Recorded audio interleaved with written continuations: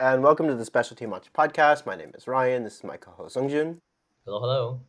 who also goes by Sam, and we're the co-founders of Senko Matcha Products. Yeah, we launched this podcast to discuss our learning journey in matcha, share startup stories, and interview experts. And today we have David from Tezumi joining our podcast. Hello, David. Hello. Welcome. Thank you for having me on. Thank you for agreeing to come on. We've been fans of your content for quite a while, and even in the early days of starting this company, your blog was one of the first places I went to go read, because you really were one of the few companies that I could find that were treating matcha like through a specialty lens with single cultivars, single origins, sort of unique takes. So you guys were a super early player to that. I'd love to learn a little bit more around the founding inspiration of Tezumi and how you've grown the company. I mean, first of all, thank you for reading my blogs. It feels like on my end, I just type stuff and it goes on the website and I have no idea if anyone sees it, like there's metrics, but still it's nice to know that people actually read what I spend hours typing. So I think like a lot of people, I approach matcha from a specialty lens, first from like a specialty coffee perspective. I got into matcha 2018. I was into like gongfucha and stuff at the same time. Oh, nice. Oh, nice. And so seeing the way that people were treating specialty tea in gongfucha, and there wasn't quite the same level of specificity, of transparency on the matcha side.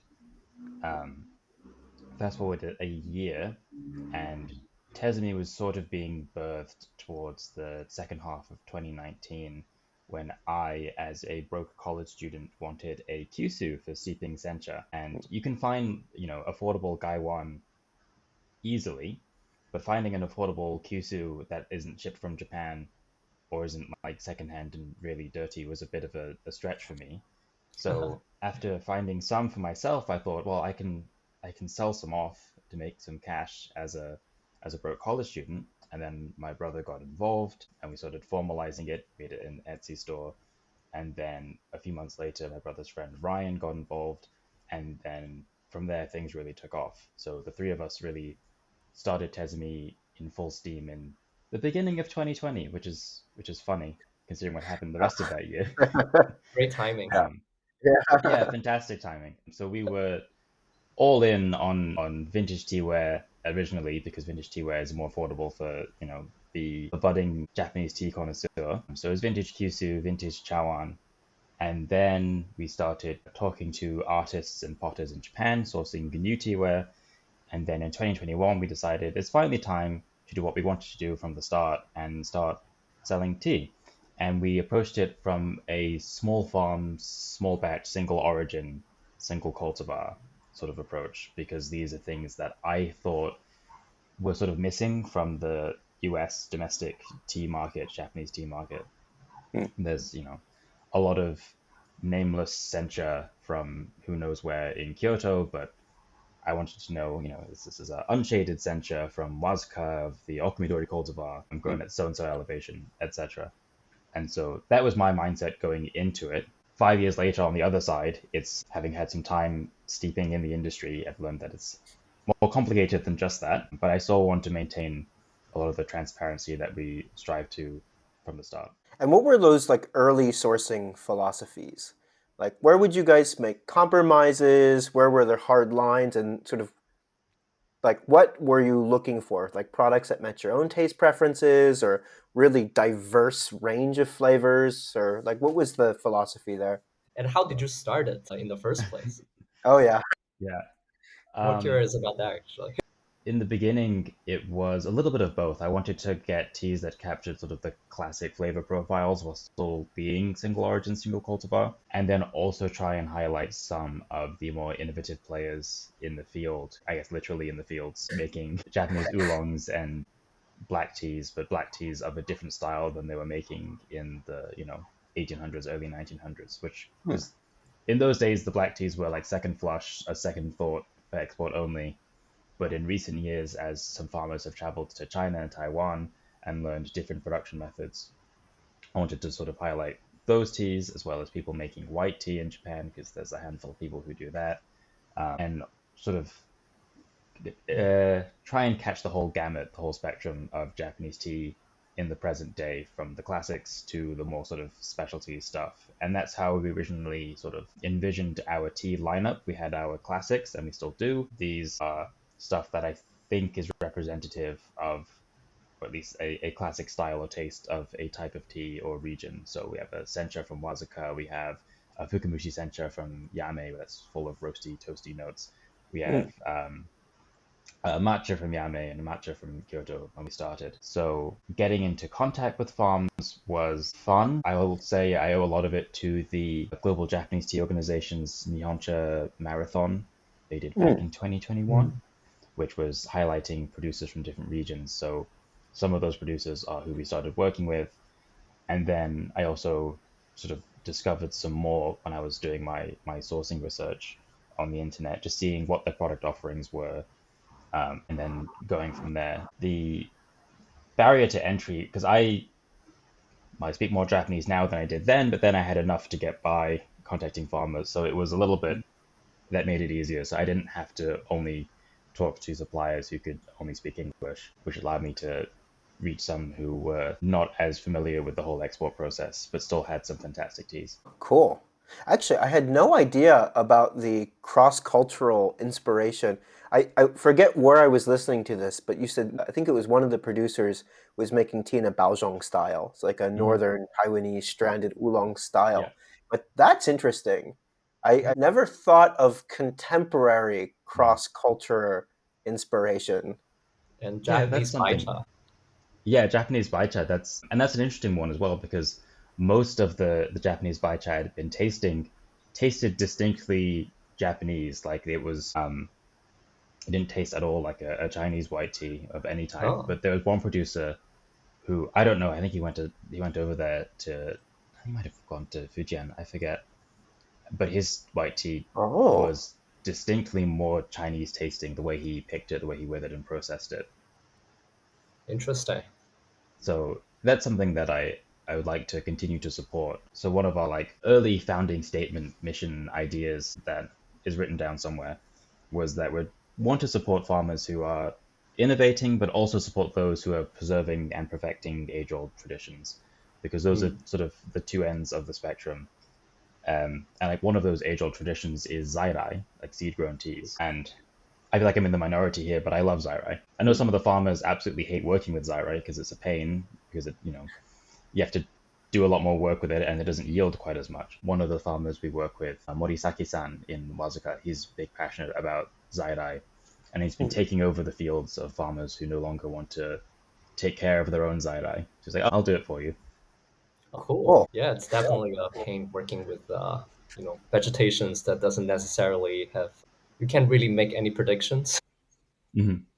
Yeah, but that's also what's interesting about it, right? Like, because it's really representing its own flavor and also the flavor of the towa, and I think that's very beautiful about zairai. Yeah, and that zairai is seen as like this catch-all term for all seed-grown plants, but uji zairai and Shizuoka zairai taste quite different because they are descended from different lineages of plants in different terroir. So this one zairai farmer, I went to him last year, and he was saying that this field over here is actually Shizuoka zairai that was brought from Shizuoka, and I think it was actually seedlings of Yabukita back in the sort of 70s when Yabukita was all the craze.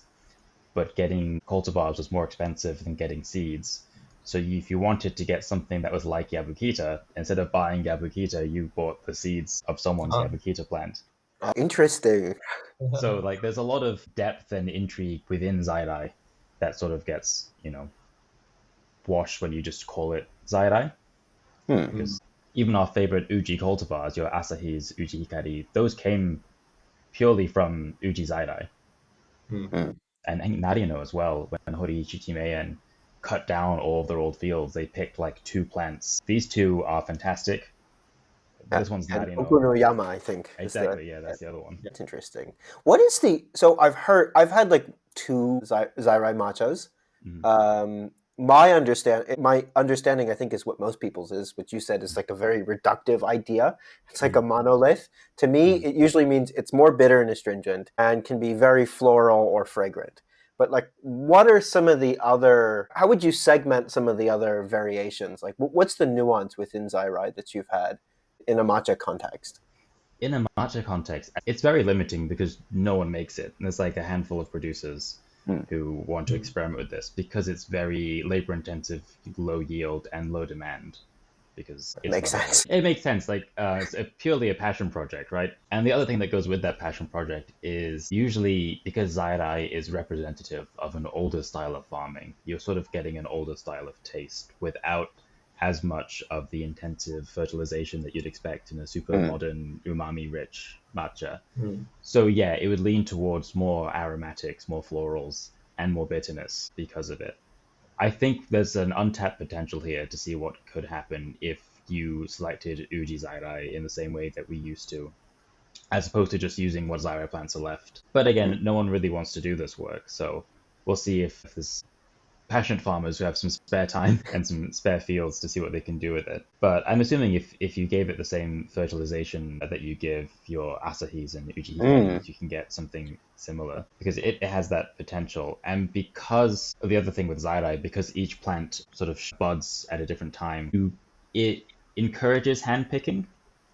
But again, that's more labor intensive than your machine picking. So it will... Because it's on a plant-to-plant basis. What exactly organizing labor to do all of that is probably a nightmare. Exactly, yeah. Especially because you basically have to go out each morning and go, all right, this plant's ready.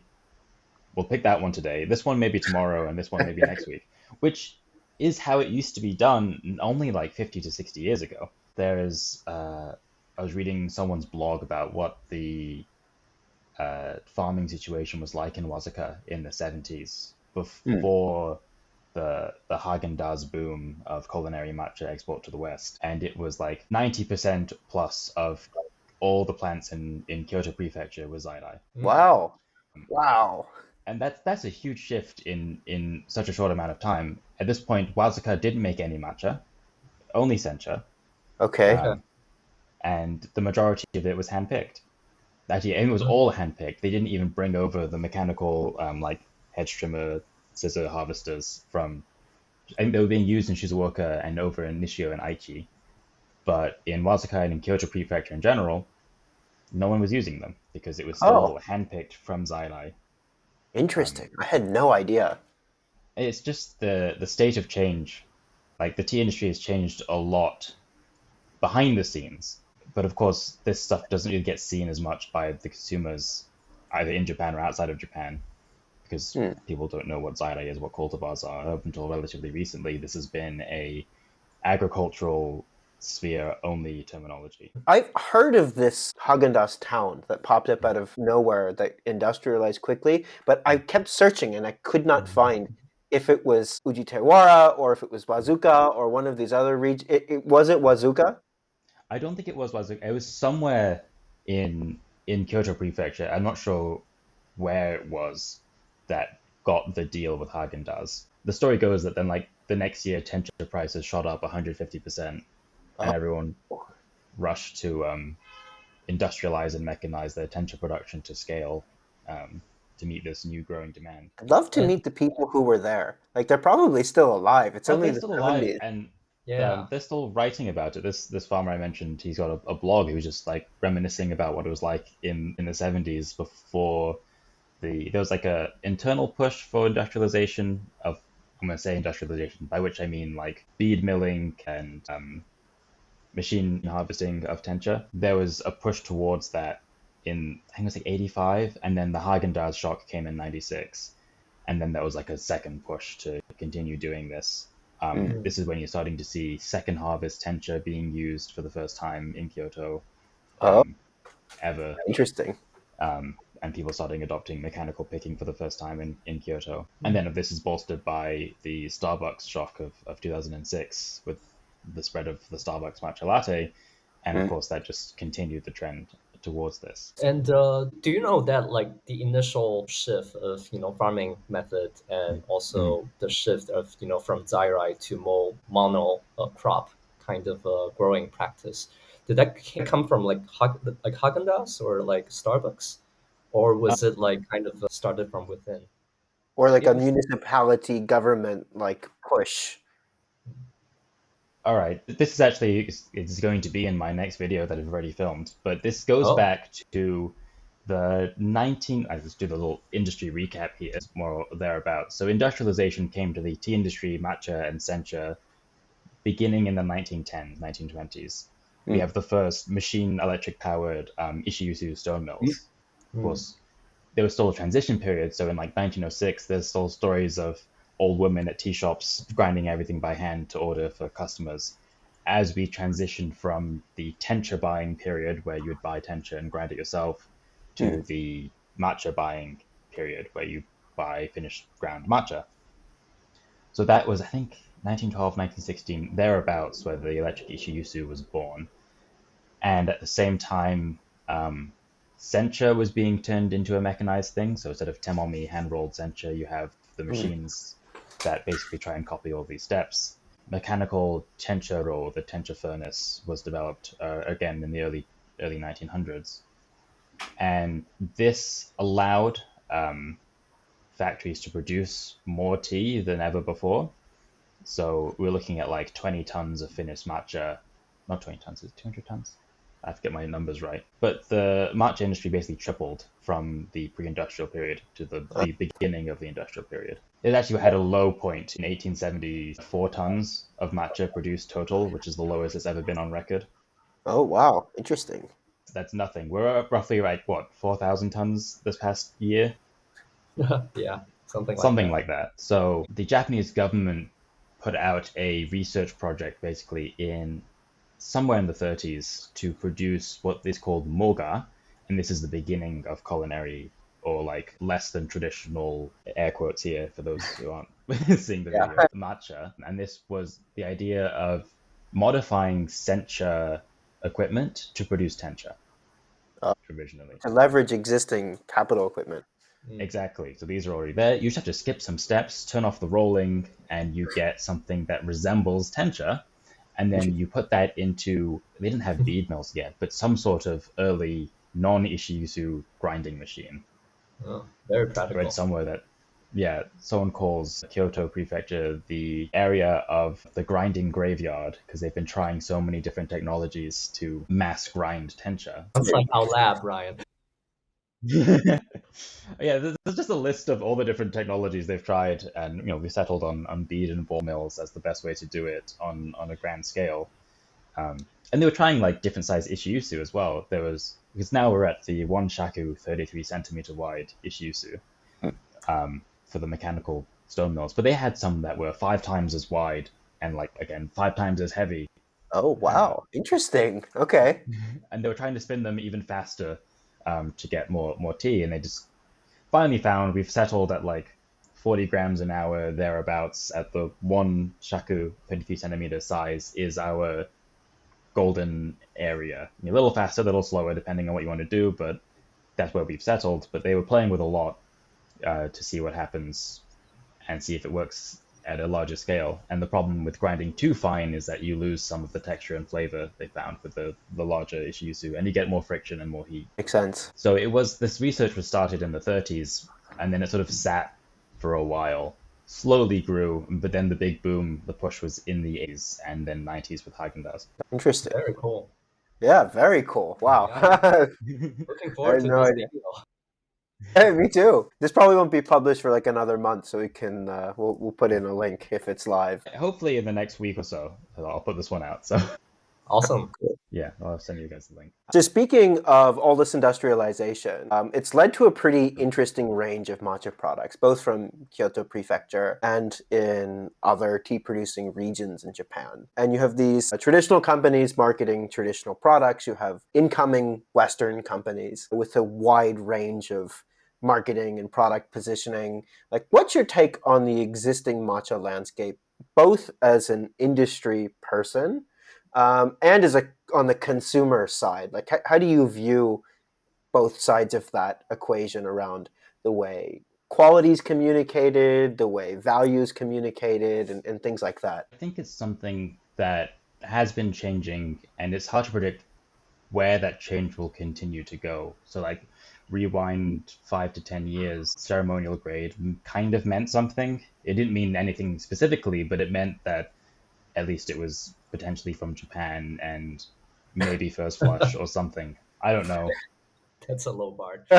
It's a low bar, but that's kind of where we were the early days. Like when I first encountered, I think I was with my parents at Costco and saw the giant Costco bag of matcha, and that is not a good introduction to matcha for anyone because that doesn't taste like matcha. And so I think we've moved a little past that, and for the past 10 years or so, we've been seeing everyone get told to buy ceremonial grade. And only recently, I mean, in the background of all this, the specialty tea connoisseurs or people even doing China U had some deeper knowledge of what was going on. So like in my China U circles, the term ceremonial grade has been a red flag for years.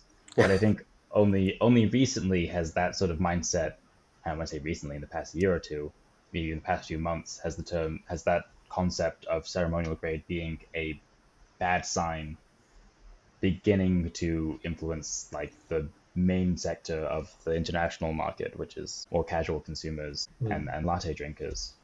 So that's been a shift, I think, and an increase towards transparency where it's available is something that I think we're beginning to see more of, and something that I've been trying to champion the entire time with Tezumi. But of course, the other part of it is that people are now getting a taste of all the lovely blends from the traditional blend houses in Kyoto and elsewhere. But of course, there's no transparency there. You're not going to get any information from that. But at the same time, they taste fantastic. And so you, as a consumer, you have to sort of reckon with that. It doesn't say ceremonial grade. It doesn't tell me what cultivar it is. And yet, this is some of the best matcha I've ever had, potentially. And at a pretty good price point as well, for compared to where we're seeing some teas sold as super premium ceremonial grade with a price tag attached that doesn't match the flavor. So I think from like a consumer standpoint, at the end of the day, it's a sort of value for flavor.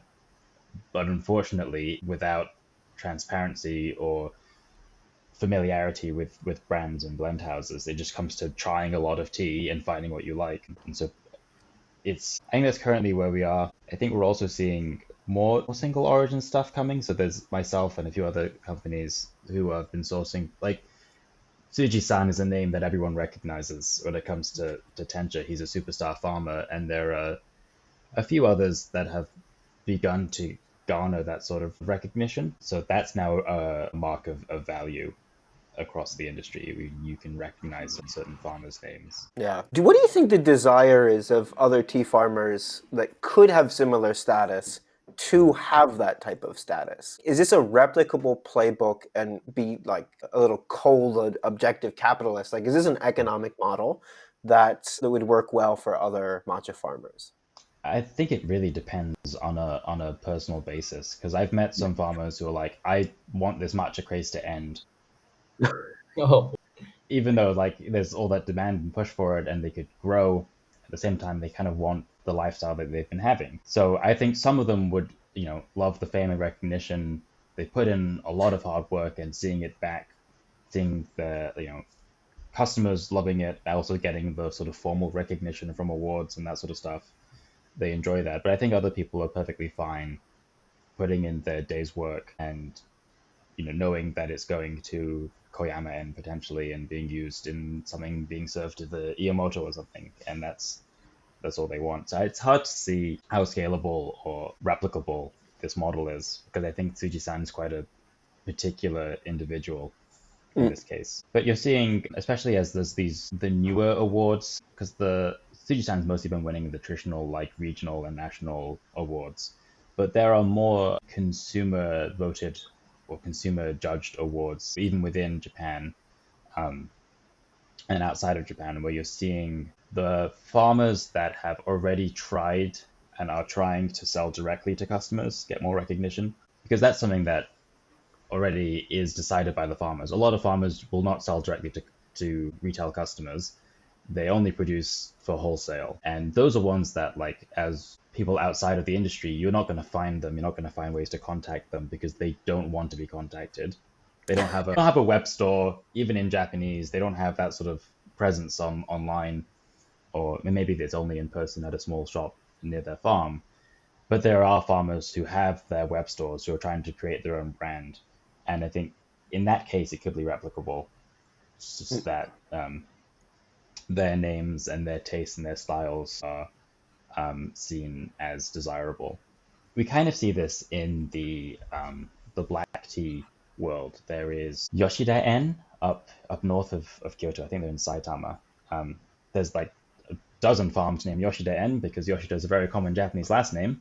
But I think it's Yoshida Chaen is actually their official name, and they're really famous for their black teas. But they're a single origin, single cultivar style producer with a desire to be known on the market, and especially by the international market. So it really depends, I think, on the farmers and farmers' individual preferences on what they want to do with their time. Here's a question for you, David. So we've been talking mostly on matcha, but it's my personal curiosity, I guess. So has this whole craze of matcha being cascaded down to other Japanese tea? Have you seen that happening? Or if so, like in which sector do you see are happening the most? It's interesting because when we started, we knew that matcha was popular, but it was actually not our best sellers. For a long time, Fukumishi Sencha and Sencha in general was one of our top movers. This sort of changed halfway through last year, and as matcha has taken off in the popular sphere, we've seen a big shift towards matcha.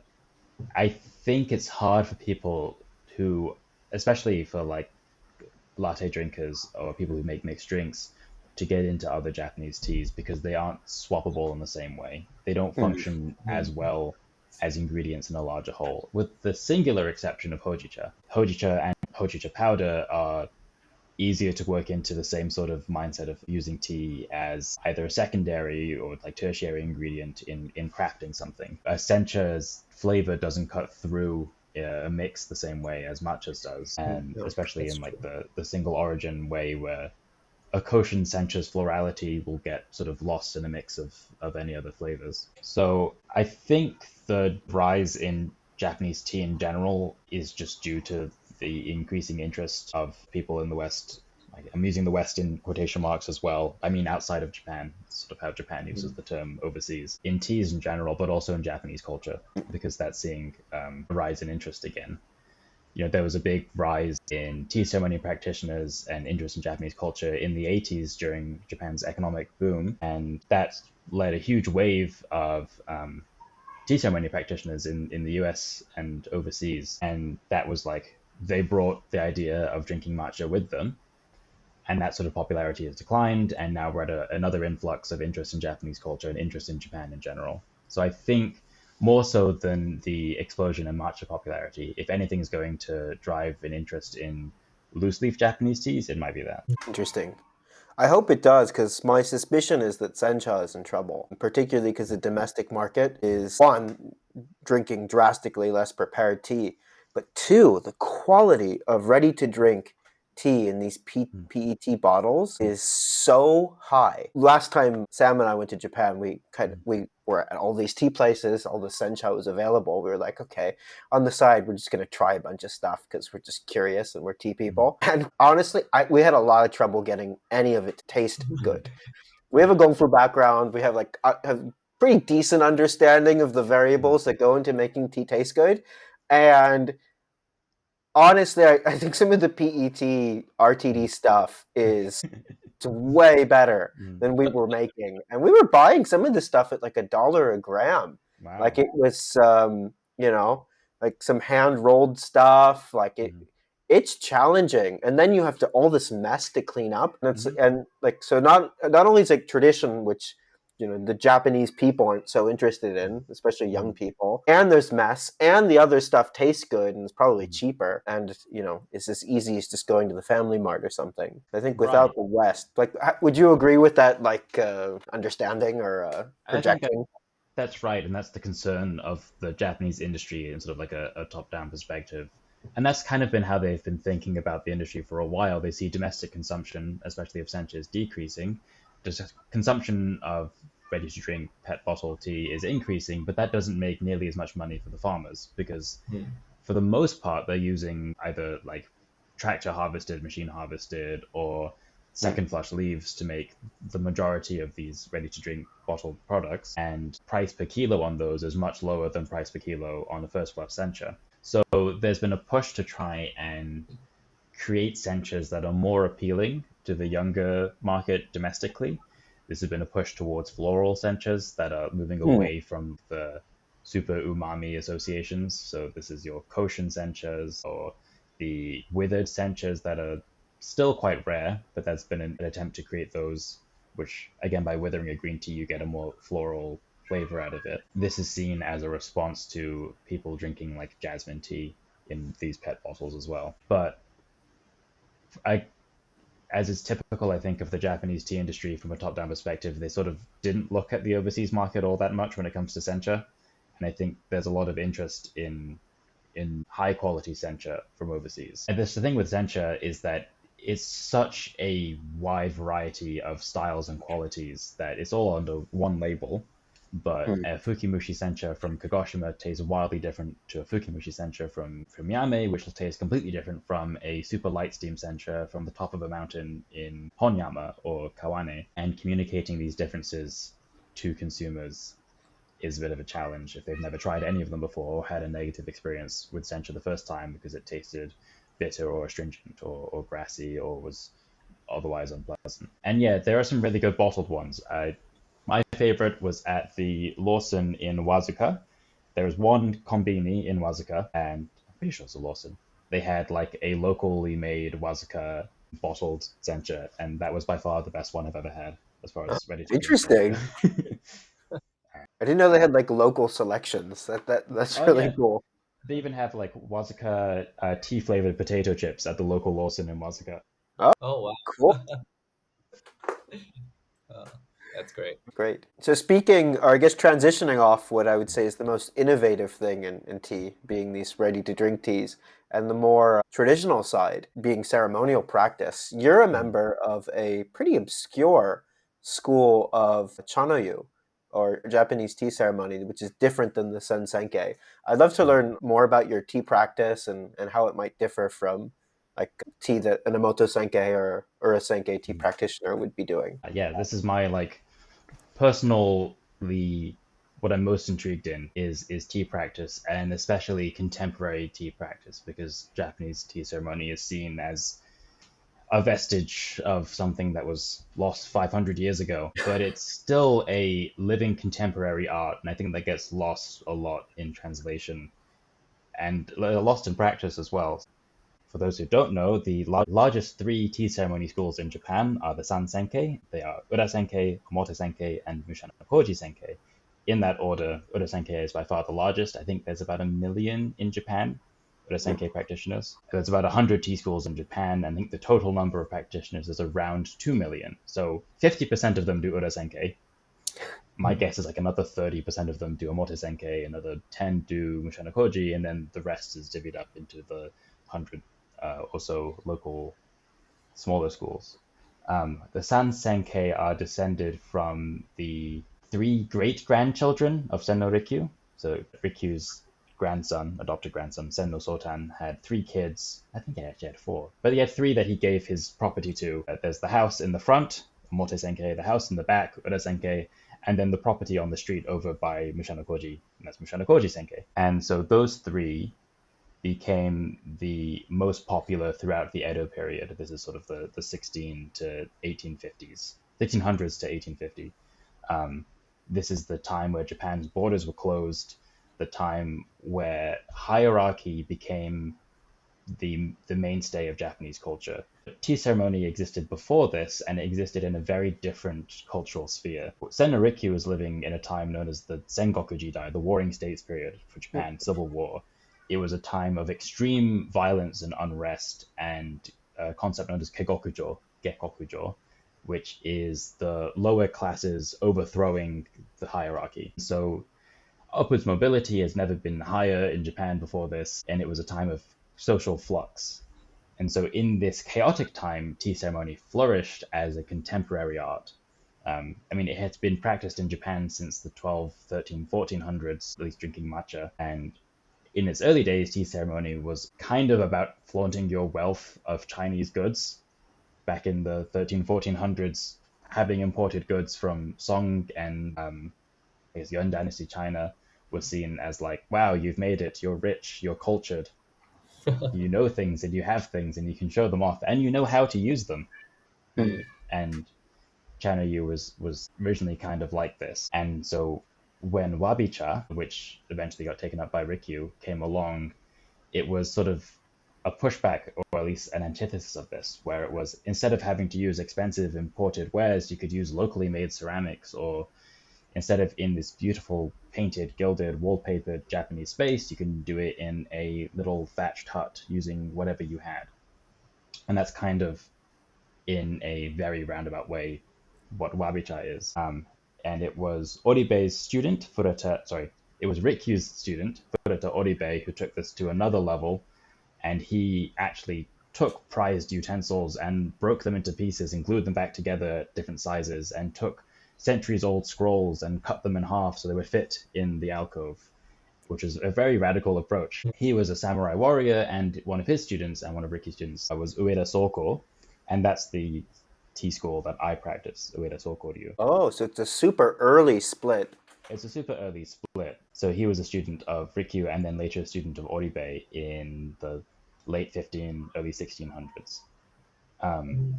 And before I forget to mention this, tea schools are a relatively new idea. Back then, you learned from your teacher, you mastered what they taught you, and you developed your new style on top of that. And that's how it had been going for a few centuries at this point. Once the Edo period settled in and social hierarchy became, with a little bit of Neo-Confucianism shoved in there, the norm, then tea became something that had to be hierarchical. There had to be a single source of truth at the top, and that became the Iamoto. Tea didn't have Iamoto before this. This was a relatively new invention in the 1700s where this started. So by formalizing it, you now have a formal head of a school. You have the way that this person does tea is the way that you do tea if you learn from them, and it becomes much more rigid and strict.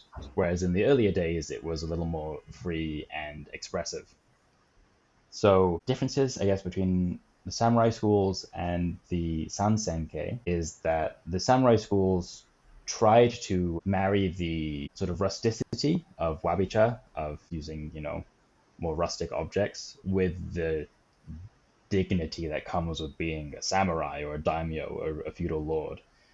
So you see a mix of more stately and flashy wares and styles of movement mixed with the rustic and humbleness that came from Rikyu, and I think that's a really interesting combination. A lot of these early samurai practitioners were very expressive in their tea ceremony. I think that has been carried down through the lineage, where, especially with my teacher, very much emphasizes expression and creativity and innovation in the tea room, while upholding what is 400 years of direct lineage. So I think in that mix is where tea ceremony has its power still, combining what is a really deep and interesting traditional art with the idea of it being a contemporary performance art or contemporary art that can speak to something that is happening now, currently, and adapt to the times is what makes it intriguing to me. And how much flexibility do you have as a practitioner? Because we're both Amoto Senke students, so maybe when we never got to the point of hosting anything, but if we did, I'm sure we could pick out maybe the flower and the tea that we were serving, and maybe some of the utensils to make a theme. That's about as much creative freedom, to my knowledge at least. My eyeglasses, I had the freedom to choose that before the practice today. But, we're still getting yelled at to move something 2 centimeters to the left, and we should go under the bowl, not over the bowl. How much liberty does your school have? Is it similar to the sen-Senke, or is it quite a bit more open? Like something like Gong Fu Cha, Chinese tea ceremony, it's less codified. There's no one's going to tell you you're doing something wrong. I think it's at the end of the day, it's still Chano-yu, and it's still the same sort of codified movements and ideas that exist in the other schools. But I think the difference is not in how codified the movements are, but it's in how much emphasis is placed on expression and innovation. And that kind of comes both from the practitioners, but also from the top. Like our Iamoto, we're a small school. There's about 2,000 of us total. So Okay. the power gap between your everyday practitioner and the Iamoto is much smaller. Like in Ueda Senke and Moto Senke, you have to climb through a lot of ranks to even maybe meet Iamoto. Whereas we're a little bit smaller, and I've said hi to him. Oh, cool. So, and because my branch under my teacher is overseas, we're kind of a little outside the oversight. Where I know I have some Urasenke friends where, like, if you want to label something as Urasenke, it has to be stamped of approval. You have to be at a certain level to, dare to represent the school.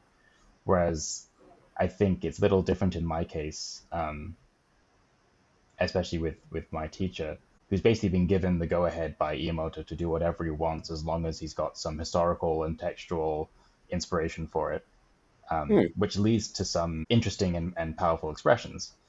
And because the tea ceremony wasn't nearly as codified back when it was at its heyday in the 1600s, and so there's a lot more innovation and expression that was happening then. So using that as inspiration to do something now, and as like citing your sources, if you would, can lead to some powerful stuff. Creating it's almost like Tamai Renaissance. as a kind of, yeah. And I think some people will say that like tea ceremony is a dying art in Japan, as the number of practitioners has like halved in the past 10 years. We were down from like 4 million in the 2010s to about 2 million now.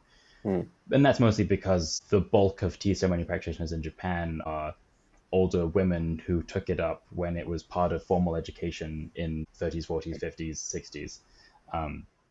The good wives, wise mothers policy. Exactly. Without getting too much into Japanese politics, this was sort of a pushback of rapid westernization, and the move of the populace away from traditional Japanese culture. And so by putting it in the good wives education, air quotes here, it was trying to pull that back.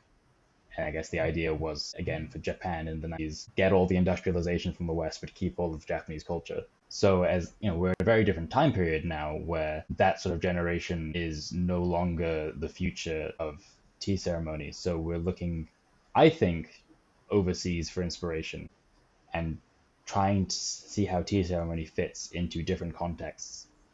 Like I do it here in New York. New York, there's what, 3 formal traditional Japanese tea rooms in New York. There's the Urasenke compound. There's a private room in some teacher's house, and then there's Globus Washitsu on Broadway down like 19th Street. And that's it. So you have to get creative with how you want to do tea in New York. You can do it on the streets, you can do it in Central Park, and you have to adapt to your surroundings. And that leads to some innovation and some fun and creativity and spontaneity. And I think the true fun of Chano-yu comes in the moments of spontaneity and creativity where you have to adapt to situations. And, you won't have access to all the traditional utensils, so you have to do something known as mitate and take something and use it for a purpose other than it was intended to. And it's like, traditionally, we have some objects that are now, like, they were mitate objects 500 years ago, and now they are the standard normal objects. Like a Edo chawan was a Korean rice bowl, but now it's very much a tea bowl. It's been a tea bowl for 600 years, but being forced to do that today and get creative with it, like my friend, there's a type of candle stand we use in the tea room that has 3 legs and a spike pointing up to hold the candle, and those are hard to get outside Japan. So he took a big fork and bent one of its tines up. So the handle is 1 leg, 2 fork tines on the other leg, and the middle tine is where you shove the candle on. I think that's brilliantly creative. I love it. Cool. You're especially in a context where no one's seen a fork be used like that before, you're forcing people to see things with different eyes.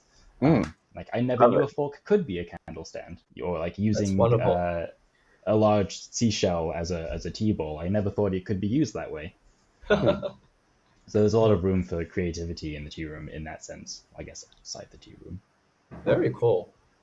Wow, this is like exactly what contemporary matcha needs, like this spirit. Like you be more innovative, more adaptive to the scenarios and situations that you are drinking or consuming matcha, while stay relevant and connected with the tradition.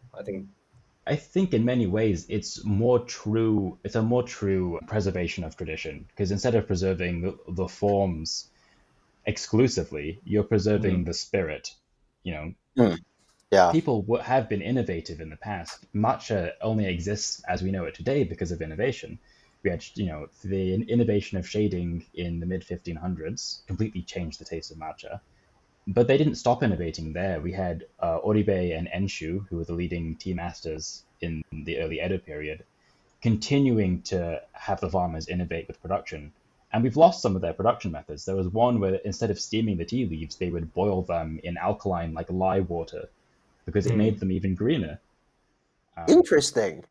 And Huh. that's entirely lost. Like alternate processing methods for matcha, Oh. other than steam, devein, and grind, they were experimenting with ways to improve the taste. So I'm sure they would all be on board with breeding new cultivars and trying new fertilization and new shading and all this stuff. And that's the sort of the double-edged sword of tradition is, are you preserving things the way they are just for preservation? I mean, in that case, you're a museum, as my teacher Taking puts a it. snapshot That's sort of the culture. exactly. But then it's now out of context, right? Yeah. You've taken something that was this way for a reason, and now it is this way because it has been this way for a few hundred years. As my teacher says, that sort of Chana-yu is museum tea. It's sort of dead. There's no spirit left. And I think it's important that someone does this, because that sort of preservation for documentation purposes alone is important. But at the same time, we need to be preserving the spirit and philosophies. And those, I think, are more interesting than purely, this is what a tea room looked like in 1612, so this is what a tea room looks like today. Because that doesn't make any sense. Wabi was sort of an expression of sort of, I want to say dignified poverty, artistic poverty. You're using a thatched hut, mud walls, because I'm sure Ricky could afford to put wallpaper up, but he chose not to. But erecting a Wabi-style tea house outside of Japan, or even in Japan, is quite expensive. There's nothing wabi about importing tatami mats and hiring a Japanese carpenter to do the type of joinery that no one else knows how to do. There's nothing resourceful or humble about that. Yeah. And while I absolutely love the aesthetic of that stuff, it's more interesting to sort of challenge yourself to fit into a different space. And what does the philosophy of wabi or the philosophy of Hyoge mean in your setting, in your time period, to you in your cultural context? So totally agree. Tea had its golden age in a time of political and civil unrest. I wonder what that means for the for contemporary time. For contemporary China-yu, I think we need a good Rikyu in times like these to show us the way. Yeah. The discourse is unfortunately I want to characterize as low intelligence. Where people are questioning who has the license to make these changes and the agency, and if you're not Japanese, then it's cultural appropriation. It's just weird, toxic soup of internet dialogue. Yeah. If only it was limited to the internet. This stuff happens in the tea room too. This is what we affectionately dub the tea police. And it's sort of an understandable thing. You see it in every sphere. It's like as soon as you know a little bit more than someone else, there's the tendency to have people sort of look down on everyone else and say, "Oh, you're doing this wrong," or "Who are you to do this?" And of course, that has been encouraged by the very top-down hierarchical structure of Japanese society since the Edo period, where, like, of course that would breed that sort of behavior. So it's going to be hard to transition out of that. But we're seeing it slowly in the tea space, and I think we'll see that reflected in how tea culture is presented outside of Japan. But it is a bit of a catch, because I'm not Japanese, so I don't feel the pressure to represent traditional Japan in the same way as, say, I have a friend here in New York who teaches Ueda Sōko-ryū. He's not my teacher, but he's a fantastic teacher nonetheless. He's Japanese, and while in Japan he might do something a little more avant-garde, a little more artistically expressive, here in New York he is sort of reduced to, he's Japanese, so he has to do the Japanese tea ceremony the traditional Japanese way. And I think that can be limiting to both Japanese and non-practitioners, that sort of view of authenticity, as it were, whatever that means. Yeah, we actually wrote an article about that. What exactly is authenticity, and what exactly is tradition? Is it older is more traditional? And that's I think in that case, We should all be doing Song Dynasty Diancha and call it a day. Yeah, diancha. The real shame is that, at least for like on-premise exposure to matcha, in the way that people get exposed to it as a beverage, as at cafes, and like the stereotype of an average barista is someone who's typically very liberal, very sensitive to these ideas of neo-colonialism, cultural appropriation, doing things respectfully. Of course, that's not everybody, but that's the stereotype. Right. So they look to doing things properly and respecting it the way it is. And when you only go 1 inch deep and realize that Chanayu and traditional practices and authenticity is this endless well of requiring more context than any one person could ever have, you end up in this very weird state of like the matcha practices that we see today, where the vast majority of consumption and introduction of this product is being done to new consumers. What's your take on like the way coffee companies and tea companies alike that own physical stores are presenting the product to new consumers, and how they fall into this authenticity trap? Right. I mean, of course, it's usually done, I say usually, with good intentions, right? You're trying to give a little bit of cultural background to this new beverage. But as you said, it's a never-ending rabbit hole if you want to go into it. So, like, if someone's never had matcha before, they're at a cafe and they ask barista, "What is this?" You'll get something along the lines of, "Oh, this is a type of tea that's been used in the Japanese tea ceremony for a few hundred years. Here is it in a latte form, I guess." This isn't remotely the setting or the environment of how it's been served for a few hundred years, but this is tangentially related to that. It's this grade of tea might not actually be used in a tea setting, whatever. But there's not enough time for a barista when they've got a queue of customers out the door, as often the case here in New York, to go through that sort of explanation. And I'm not sure what the solution to that is, because people are familiar with coffee. Coffee has been, taken out of North Africa and spread around the world for a few centuries, but matcha is relatively recent in its, divulgence out of Japan.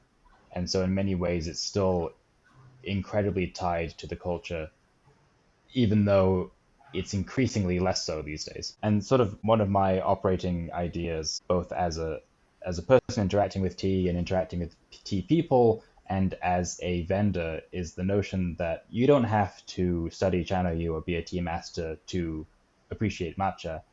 And in the same way, you don't have to understand the agricultural sides of matcha to be a good chajin. However, it is much more interesting when you understand a little bit of the other side of the sphere.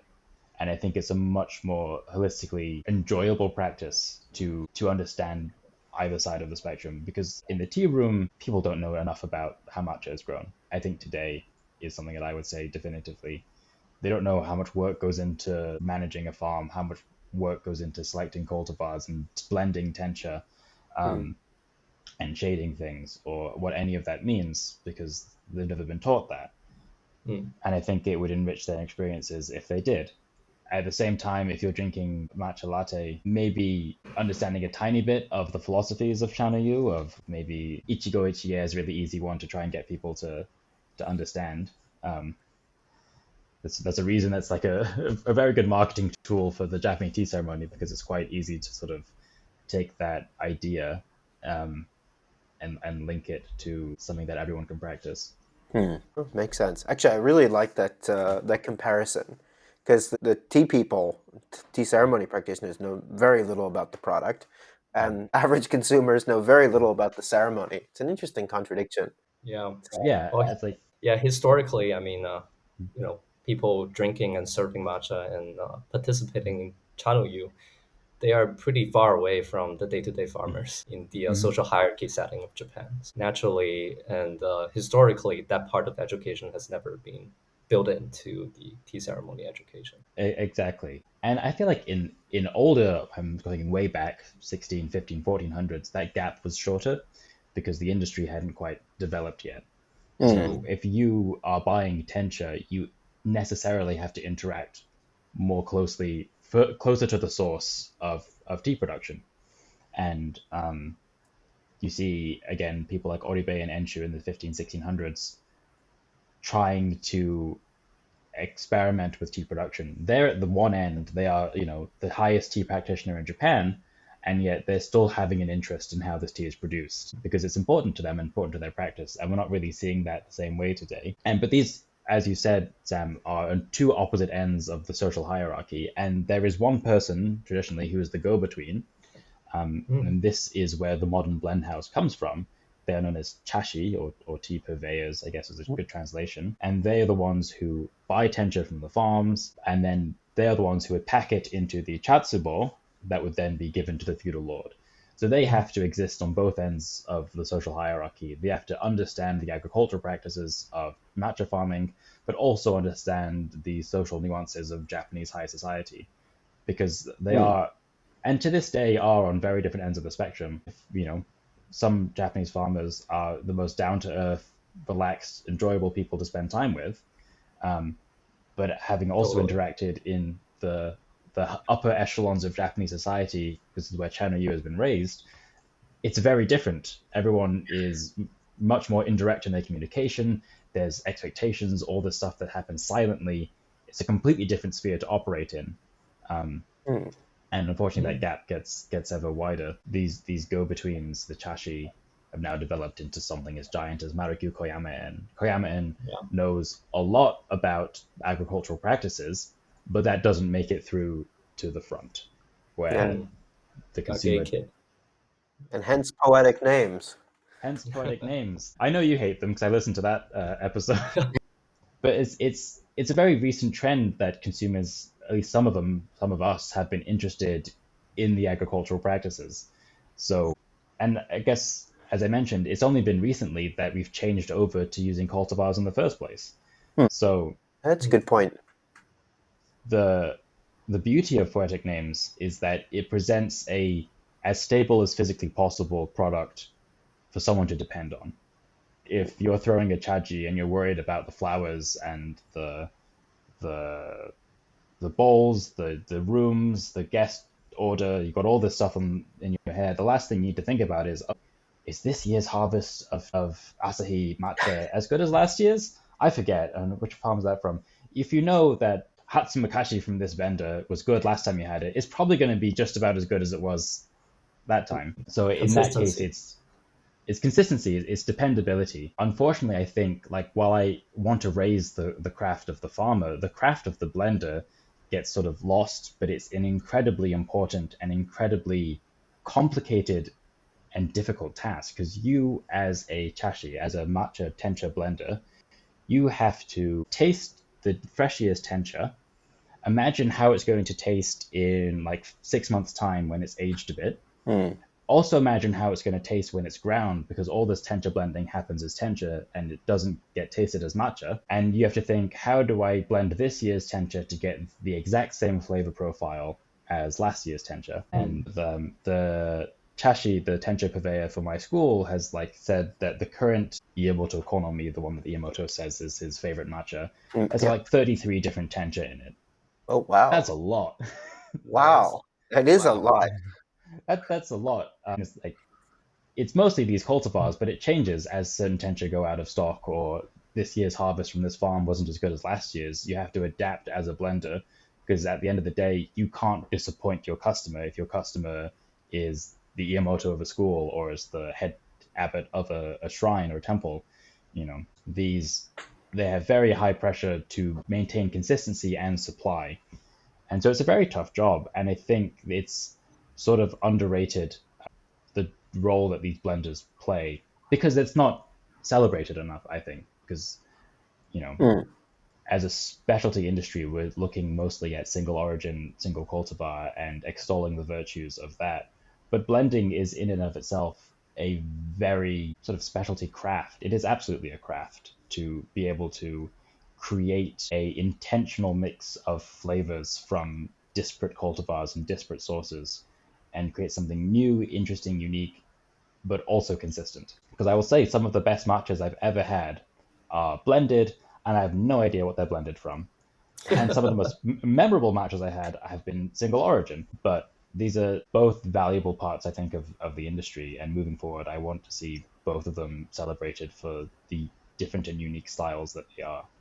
Because with single origin, you get the idea of a like strong terroir presence and a strong cultivar presence that is detectable, and like you can taste every step of the processing. You know, this is Uji Hikari. It has this taste profile. I can see how it's expressed here. I can see that it's from, you know, Uji, and I expect these flavor profiles out of it, and it's Honzu shaded, so it's slightly lighter in color than if it were like synthetically shaded, those sort of things, where it's less of a rounded flavor profile, but you get a more distinct note. With blends, you get the concept of intentionally crafting every single note in a flavor profile, which I think is incredibly it's intention. It's all about intention. You can craft a top note. Like, I want this sort of creamy top note, but I would also like a sort of nuttiness in rounding it out. And you can do that as a tencha blender. Sounds like the way fragrances get made when you use words like top note and like right. body. Yeah. This reminds me of the difficulty of conveying taste. Every food industry has this issue, and matcha is difficult because a lot of the flavors are foreign to an overseas market. You see some people using words like seaweed or marine or nori, but like if you've never had nori, this is not a useful. Yep. If you've never had matcha, you might also have never had nori.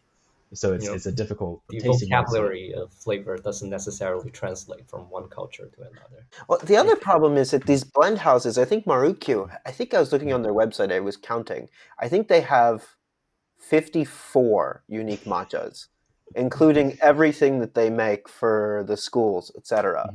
I don't know how anyone can know what that portfolio tastes like. I bet the people who work there don't know what all of those products taste like. Probably not. I mean, like, I'm not sure how many tencha blenders they have, but it's in their heads somewhere what everything tastes like. But I'm sure the people who work the shops haven't tried all 54. I mean, tomorrow, I think our matcha lineup will increase to 31 matchas. Oh, wow. They're not all currently in stock, thanks shortage. But I'm struggling to try and keep all of those in my head, and that's not nearly as many as they have to deal with. But we would love to talk to some of these chashi. I mean, like, because from all the information you have shared, David, it sounds like they historically were and are probably the people that have the most contacts of everything, right? They have the most contacts about the farmers, the agriculture, and the usage of their product, and the intention and reason why they end up creating these products to begin with. So yeah, we would love to speak to these people and maybe have them on the podcast too. But that would be great. It seems to be a little bit hard to talk to someone like that. Do you know why they're so secretive? Why? Do you know if they talk to each other across the company? It's very weird. It's so like, I have no mental model of these people as and this profession other than what other people say about them. Yeah. I've met 2 chashi in my life, and they're both incredibly interesting people. But they both work for smaller, well, I guess they both own smaller blend houses, so it's hard for me to extrapolate from those experiences what it's like working at Koyama and the transparency there. I think part of it, in a sort of cynical way, is protection. They don't want to out all of their suppliers and all of their sources, especially if you're one of the larger blend houses and you want to keep everything a little more proprietary, a little more in-house. Yeah, makes sense. But I think part of it is just not expecting consumers to care. And I think slowly we'll see that change, especially the influx of people outside of Japan and a little bit of people inside Japan adopting the specialty mindset and thinking more about the chain that gets your tea from the soil to your bowl. I think we might see a change in that. But so one of the chashi I work with for Rishoen, one of our suppliers, he'll tell me what cultivars generally are in the blend, as best as because it changes from year to year, but generally it's like these cultivars, and this one contains Narino from Hori Shichimeien, and this one contains some Samidori from Tsuji-san, along with some other stuff to round out the flavor profile. So like the top 3 ingredients I might know, and then the rest will be like, it's a blend of stuff to sort of round out the flavor. But that's, I guess, in my experience, a little bit of an exception to the rule where it's still seen as a bit of a trade secret what you're doing in the blending room. Yeah, they're probably kind of like the head formulators of larger flavor houses. Exactly. Yeah, they're like flavorists. Yeah. Yes. And also, like, they have their own ranking system. They have a karate dan system. They have levels. I've heard, yeah. Yeah. And that it's like, it's a competition or something. It's not like a license or a test. It's like when you have like a 10 belt or something. I was asking someone about that recently. It's I wonder how that's structured. I would die to know. Like, I think the first 3 dan are more like a test, and after that, it gets a little different in how it's structured. I would love to learn more about that. I have a friend in Japan. He is an American. He's one of the few American Nihoncha instructors, if you're familiar with the term. Yeah. And he wants to pursue that route in his career. Oh, wow. Cool. So okay. if he does, I'll get some insider knowledge on how that works, because I think that's interesting. It's a sort of behind the scenes thing in the tea world. And I think that's sort of my intuition, and I might be wrong here, is that all the stuff is behind the scenes because they don't think that people care.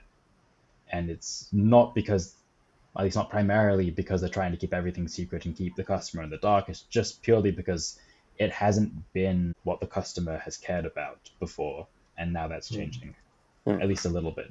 So hopefully we see more transparency into this, and we see more celebration of the people who are good at their job or are passionate about blending tencha. Because it would be, I think it would be sad to lose that part of the industry in a specialty mindset, because it is such a interesting and historical aspect of it. Yeah. And there's craft to it.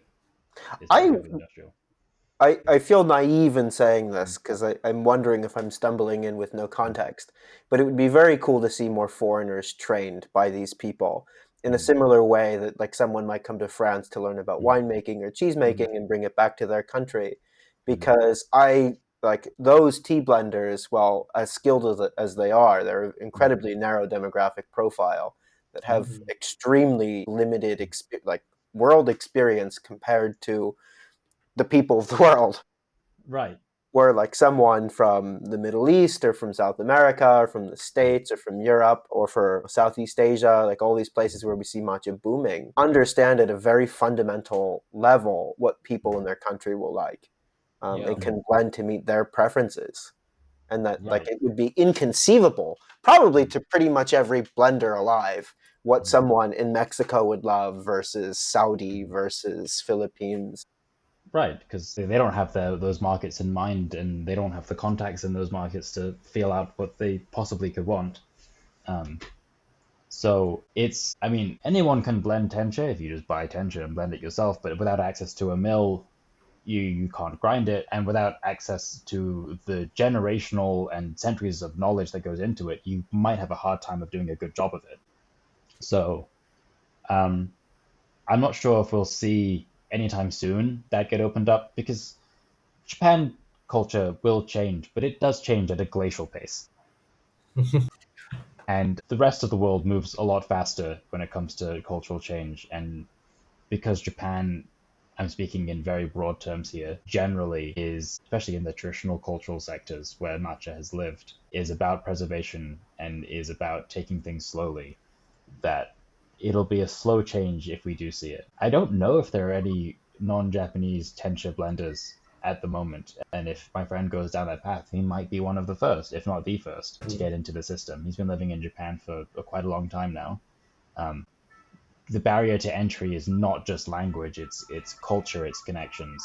It's a very hard to reach sector of the industry. If people say that Japan's difficult as a tourist because of the language barrier, you can imagine in these centuries-old industries how much more difficult it is in these institutions where there is a lot of power and there is a lot of cultural baggage, and it's difficult to navigate that stuff unless you've had time to learn it. So it'll be a while, I think, before we see this open up, if we do. But it's something that I think should be explored even outside of the traditional blending practices, if people want to get hands on tencha and try and blend it themselves, or if companies who work with tencha blenders want to start trying to craft or ask them to craft blends to meet their own customer expectations. Because we see this in the coffee industry. It's very common for a coffee startup who knows nothing about coffee blending to go to one of the giant blenders. There's this, I think James Hoffman did a video on this. Yeah.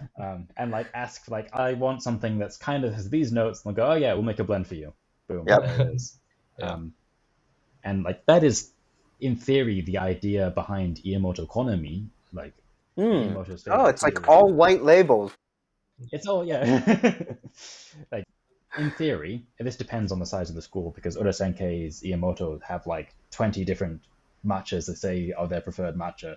Like a lot of different blend houses like will have one that says, oh yeah, the 16th generation Grandmaster Ueda Senke has said that this is a preferred matcha, but he has one from Koyama-en, he has multiple from Koyama-en, some from Yamamasa Koyama-en, he has some from even smaller producers like Seihu-en, who we work with. So I don't know how it actually works. If they just blend tea, give it to the Iamoto and say, is it any good? Go, yeah, it's fine. Cool, great, we'll put your endorsement on it. I know in the case of my school, because we're smaller and the tea supplier that we work with is smaller, the Iamoto and the chashi actually have some back and forth about crafting these blends. Because, yeah, it's cool to see this at the small scale, kind of the way it used to be, or the way that it works on paper in theory, actually done in practice, where the chashi actually manually packs the chatsubo with the tencha for the entire year for our Iamoto. And that's a very, like, I guess for listeners who don't know, the way that tea used to be delivered is you get tencha,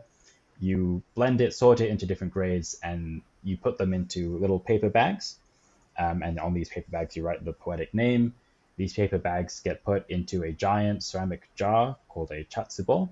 The space around these bags is filled with some more tencha as padding, and then the entire thing is sealed with paper and glue, and that's shoved underground for 6 months. And that's where the concept of aging your tea for like the 6 months after harvest, before drinking it, before releasing it from the warehouses in November, thereabouts, September, October, November, for drinking. That's where that was originally done. And then in November, you take the jar, cut it open, and drink the New Year's tea. The stuff that's in the paper bags would be poetically named. That would be your koicha, and everything that was used as padding, that is lower quality tencha, would be your usucha, is how it used to work. So that tradition still happens a little bit, but that's kind of the root of the usucha koicha divide in quality. That's kind of the root of poetic names.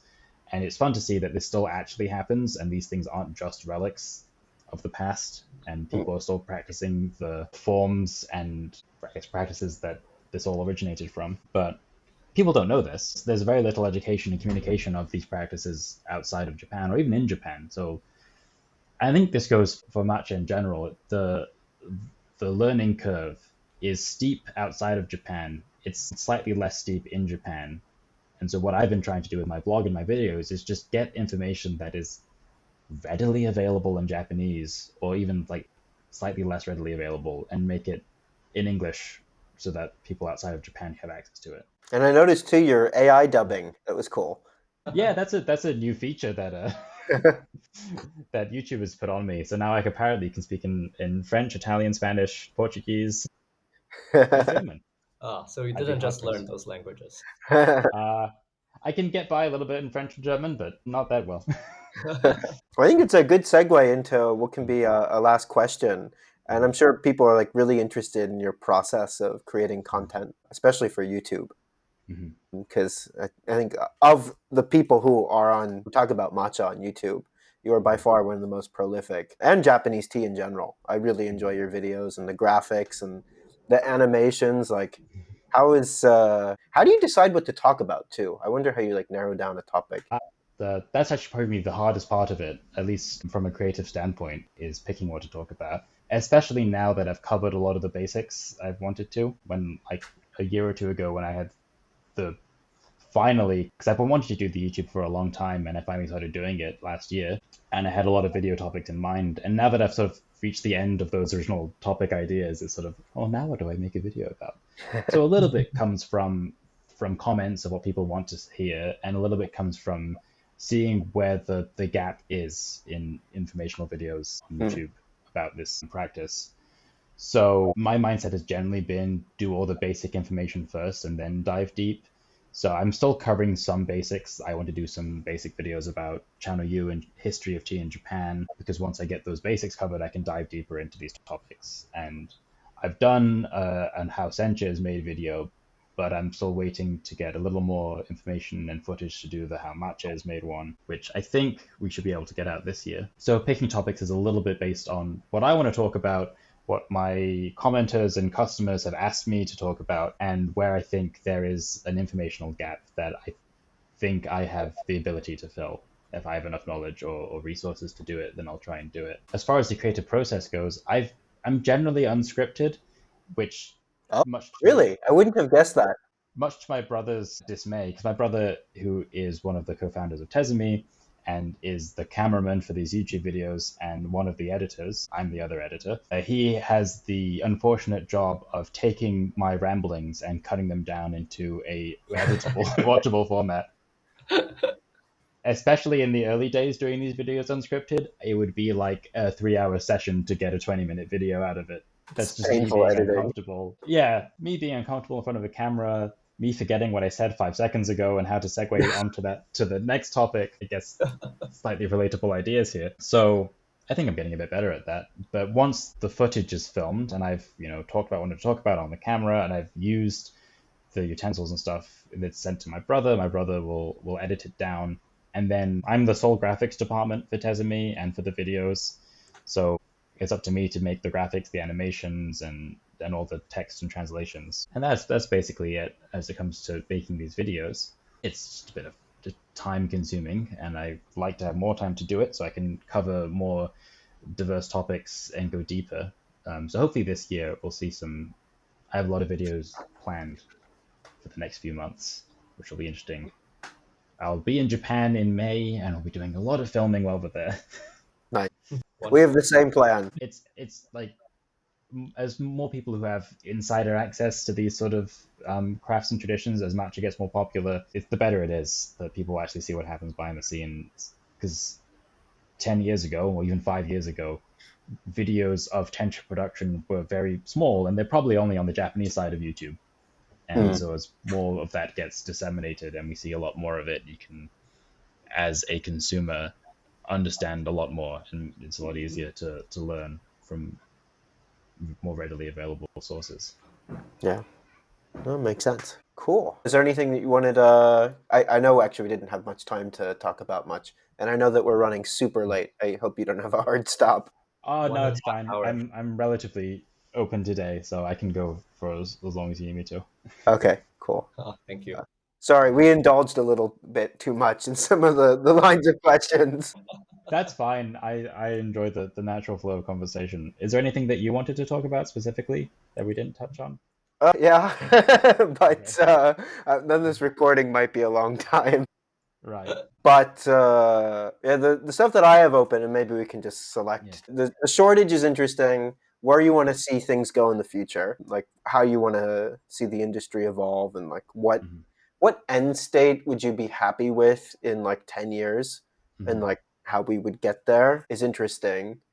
I'm really interested too in like getting to a world where matcha just doesn't suck at most places where it's served. Curious to see like what knowledge, infrastructure, and sourcing gaps other matcha businesses too that are listening can help solve, especially in their local markets. And how your perspective and experience change year after year, after you keep going back to Japan and talk to these people. I think maybe we should do a second episode. Yeah, maybe. Like David went to Japan, and then we can all gather together and do a second one. How did you learn all of this? A lot of reading, and this is the trick of running a business while also trying to continue to learn about it. Because there's stuff that I will learn on the fly as I do matcha business. I'm getting better at Japanese business communication. I'm learning a bit more, but a lot of it does come from reading, because there is a lot of published literature in Japanese about tea production. And unfortunately, it's just not available in English, or people don't know where to look. Even if they know Japanese, they don't know where to look. So a lot of it is published in like scientific journals where they've done the studies of like how long when you steep matcha or steep tencha does it get bitter, that sort of stuff. That's published in Oh, scientific journals in Japanese. That sort of research is out there. The industry side, the Japanese government puts out annual reports on the state of the tea industry. This is on the Ministry for Agriculture's Forestry and Fishing.gov. Yeah, those decks. So in there you see like the report on the industry, but also you can see how math is trying to promote certain things. So in there you see the push for organic, which I haven't talked about at all yet.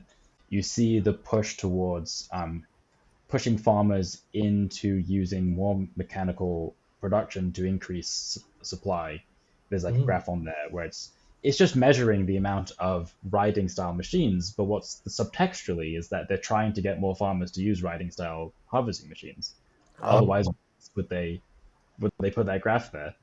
So reading like a little bit between the lines, you can see where the motives are, even if it's not overtly stated. And sometimes it is overtly stated. There's like the whole project for withered sencha was like, yes, let's try making withered sencha. They called it kaori sencha or aromatic sencha but like the fact that that's branded in Japanese and the fact that it tells you that they're only looking at the domestic market, like that's not branded as aromatic sencha in English for export. That's kaori sencha because that's what they think younger people in Tokyo want to drink. And it's very like, that's what they think. I'm not sure where they're getting their data from. Yeah, we used to work in consumer insights, and I have some sense that was probably just some old guy looking at young Japanese girls thinking this is what they should like. They've got flowers on their purse. They like floral things. Therefore, we should make them floral sencha. Of course. You can see the dots in their heads. It's a little too obvious. Yeah. So that's the sort of state of the industry.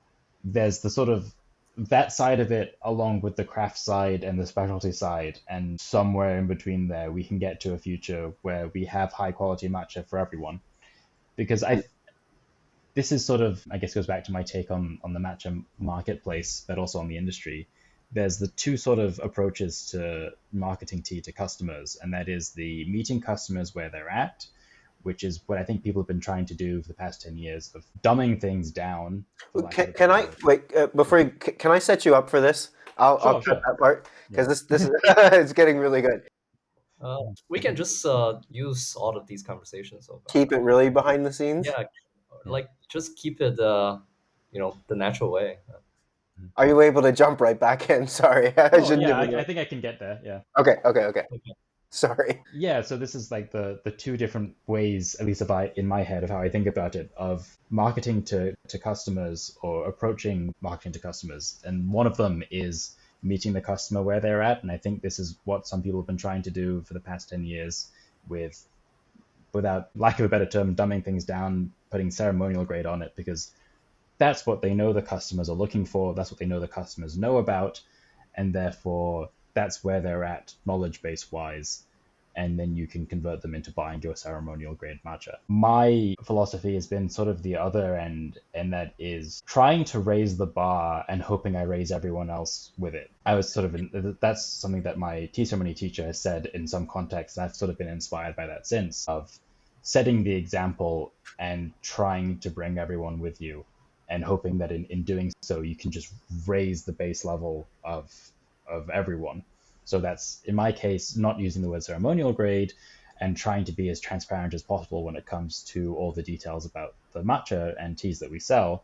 But on top of that, it's doing the outreach and education work into telling people what all of these things mean.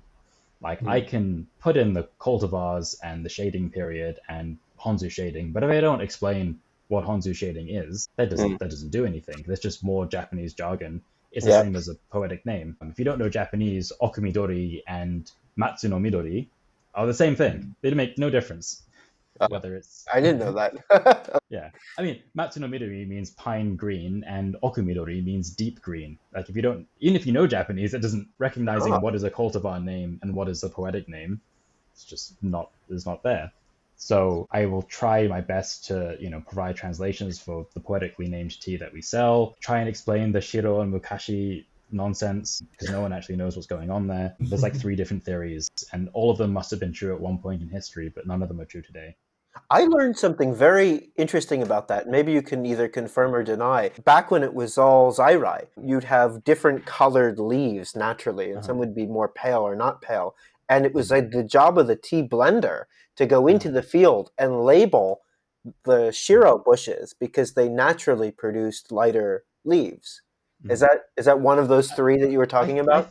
I think that's one of them. Yeah, because we see something similar back in like Song Dynasty tea records where like the ideal tea is white, and I think that somehow has got the leaves, and I think that somehow got distilled through tea knowledge in the transmission with Eisai and through traditional tea practice. Of course, that's kind of lost today unless you're doing haku yocha, the like. Have you seen the white leaf teas where they shade the tea plants beyond normal shading? We just learned about that. Yeah. Sam, you were reading a paper in Japanese about this. Yeah. That's all very interesting. And I think someone did an experiment of trying to turn those tea into matcha years ago, but I didn't know if that actually or something. turned into something commercial. It's hard to scale because when you shade the tea bushes that intensely, the yield just plummets. Oh, makes sense. Like, yeah, they've got no more sunlight, so they can't do anything. But I think that might be one of them, trying to put it briefly. Another one is that Shiro Mukashi refers to which side of the 88th day of the year. So traditionally, Hachiju Hachiya, the 88th night, is the picking day. This is the 88th day counted from the start of spring, or Dishun, the start of the new year. So traditionally, you'd count 88 days from the start of spring, and that's the tea picking day. But of course, tea picking isn't that simple, so you kind of put 20 days on either side of it and say if it was before the 88th night, then it's, I think it was Mukashi, and then it's after, then it's Shiro, one of those. That's one of the theories. Okay. And then the last is the Koicha Usucha thing. I think that's like kind of how it is now, kind of, and it depends on the suppliers. Some of them I know have like everything is something no Shiro in the Usucha range except for their Hatsumukashi, because they put their Hatsumukashi down there, but for other blenders they put their Hatsumukashi because for some reason everyone has to have a Hatsumukashi. They put it at like the top of their Koicha range. So but the other one though goes back to that Oribe and Enshu idea of boiling tea leaves in lye because it made them greener. And that was known as the blue production method. Of course, Japanese language, blue and green are kind of the same thing. Yeah, aoi. Yeah. It's very confusing if you don't know that traffic lights in Japan turn blue instead of green. Yeah, it's in Chinese too. That character means a lot of different things, ranging from gray to blue to green, depending on the context. Really? Wow, that's confusing. It's a same kanji. It's very interesting, but if you don't know your kanji, then it's it's very confusing. But I think that was then contrasted with the old production method, which produces a lighter color of tea leaves, which was shiro. But it also could have been that the older production method is mukashi, because mukashi means ancient, old times. So at this point, I don't think anyone really knows. I think everyone has their own version, and that's what they use. But moving back to where I was, talking about raising the bar and raising the field for everyone, trying to do this sort of education, because the knowledge base to enter the specialty matcha world is relatively high, and because a lot of that is in Japanese, it's doubly harder by trying to make this information readily available on the products we have, but also just to consumers in general in the blogs and the videos. I've been too busy making videos to write more blogs, but I'll get back on it at some point, I promise. I'm hopefully encouraging other people to do the same and write about tea and get information that only exists in Japanese or in small sections of long abandoned forums more readily available. Yeah, in many ways, it is also meeting people where they're at, because if they don't have the education, just providing it for them is at multiple levels of the spectrum. Because if I go to someone who's never had tea before, I've only had matcha for a few weeks and had a few lattes, saying kumidori, tencha blending, honzu shading at them means nothing. You have to create the almost like a course. Developed my online course yet, but sort of the idea of introducing them to every step of the production in an order that makes it easy to understand and not intimidating, because it is intimidating.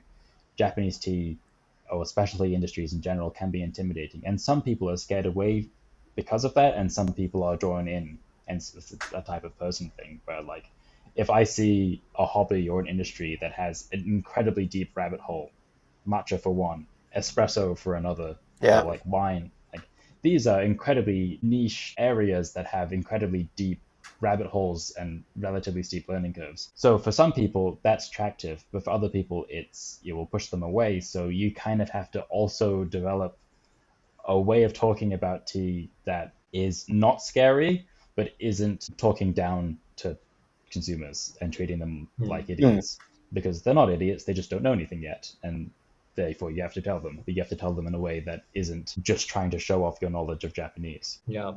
I think this is the biggest problem. Not enough. It's all top-down positioning. Right. So it's quite a shame. And in many ways, that is part of the culture of matcha, and it's something. So it makes it doubly worse, though. So it makes it doubly worse. Yeah, it's that side of Japanese that you don't really want. Yeah. It's something that like I will joke about because I've been dealing with it. But yeah, it's not something that the average customer outside of Japan wants to deal with. But for people like myself who have interacted with traditional Japanese culture in other aspects, or just Japanese culture in general, it's something that you just sort of accept as part of it. And matcha is on the extreme side of that, because for centuries it's been only the rich people who have it, and they want to show it off to everyone else. In the current era of matcha shortage, where only people who have the resources to obtain matcha and then flaunt it on social media, it's almost the same thing. Yeah, that's interesting parallel. Kind of. Yeah. I mean, if you go back to Heian era Japan, where only the rich people who had connections to China could obtain fancy tea bowls and had connections to nobles who could source the very, very limited supply of matcha that was ever produced in Japan during this time, it was a way of showing off wealth. And in the same way, in the early 1900s, when Japan westernized, using tea ceremony was a way of showing off culture. And this has been a thread for a while. If you come from a place that is outside of these traditionally wealthy or traditionally cultured, air quotes again, parts of society, these are tools that people have used for centuries to express, I am wealthy and I am cultured and I'm better than you because of it.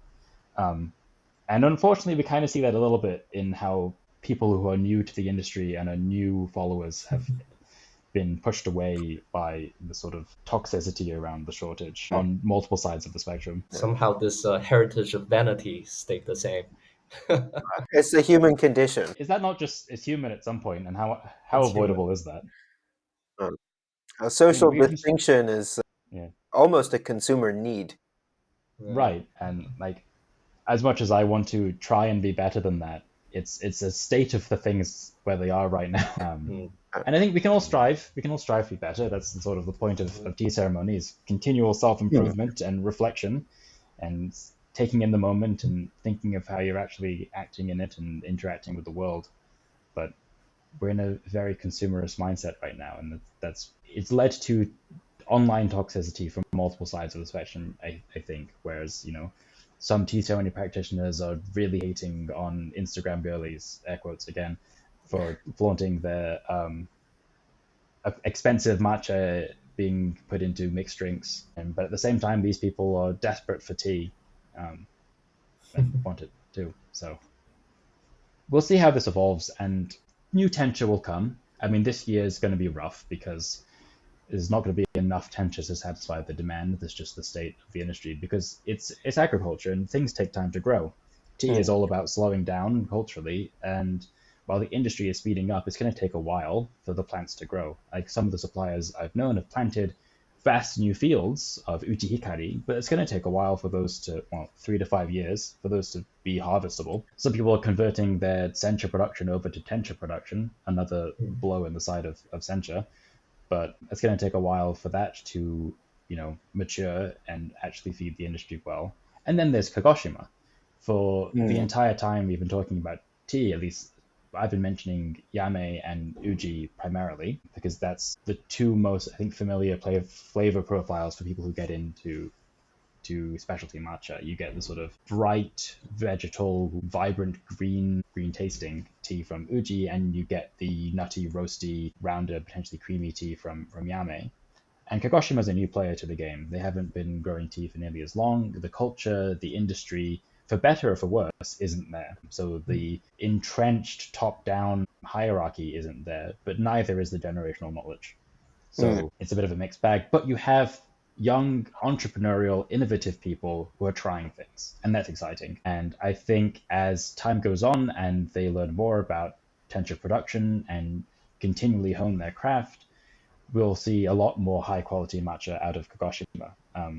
One of the chashi I was speaking to has been trying for a long time to get good tencha out of Kagoshima, because they are currently the largest tea producing region in Japan. That is a switch that's happened in 2024. From They Shizuoka. finally outpaced Shizuoka.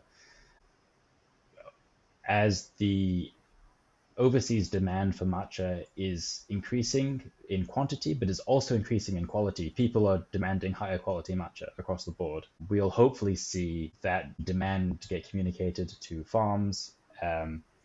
But I think Uji currently is geographically limited and limited in manpower to respond entirely on their own to this demand. So we'll need help from the other tea producing regions.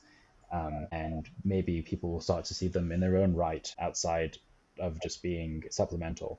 Like Aichi Prefecture Nishio Matcha has a bit of a reputation of being good tea, but it's not nearly as well known outside of Japan for its quality as Uji-cha has. Uji and Kyoto have long been, both in and outside of Japan, a sort of marker of this is the real stuff, this is the good stuff. So hopefully as Shizuoka as well, Shizuoka, Koshima, and Aichi become more known, this will be because their quality has improved and more people can catch on to that. So when it comes to sort of marketing your tea, it's important to communicate the region and everything so that they'll be more incentivized to produce better tea in the future, I think. As Kagoshima cha will become a household name in the same way that Uji-cha has been.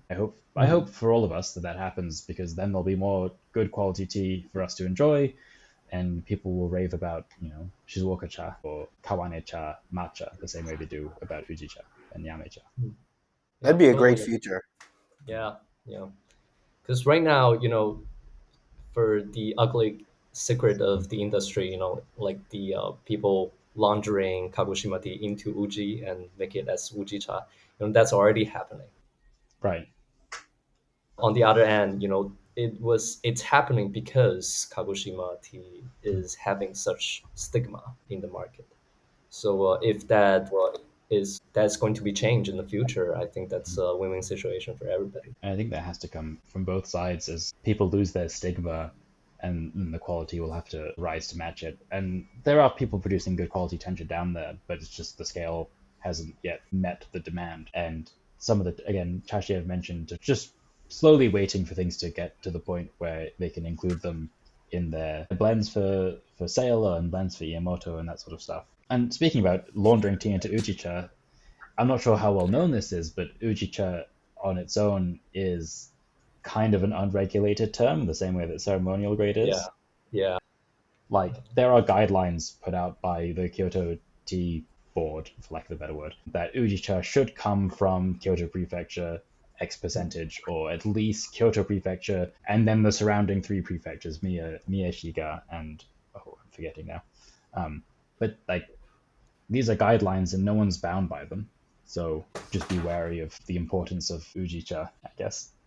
Yeah, it's. I think we learned the number that only was under 1% of the tea out in the market that market as Uji-cha is actually grown from Uji, which is a crazy number. It is a crazy number, and even if you take Uji-cha at the slightly less specific designation that it's tea from Kyoto Prefecture in general, even then you find a lot of it actually doesn't come from Kyoto Prefecture. It's from the neighboring prefectures like Shiga and Mie, because it's just there's a lot of demand and the supply in Kyoto Prefecture is limited, and the supply in Uji is even more limited as over the past 200 years.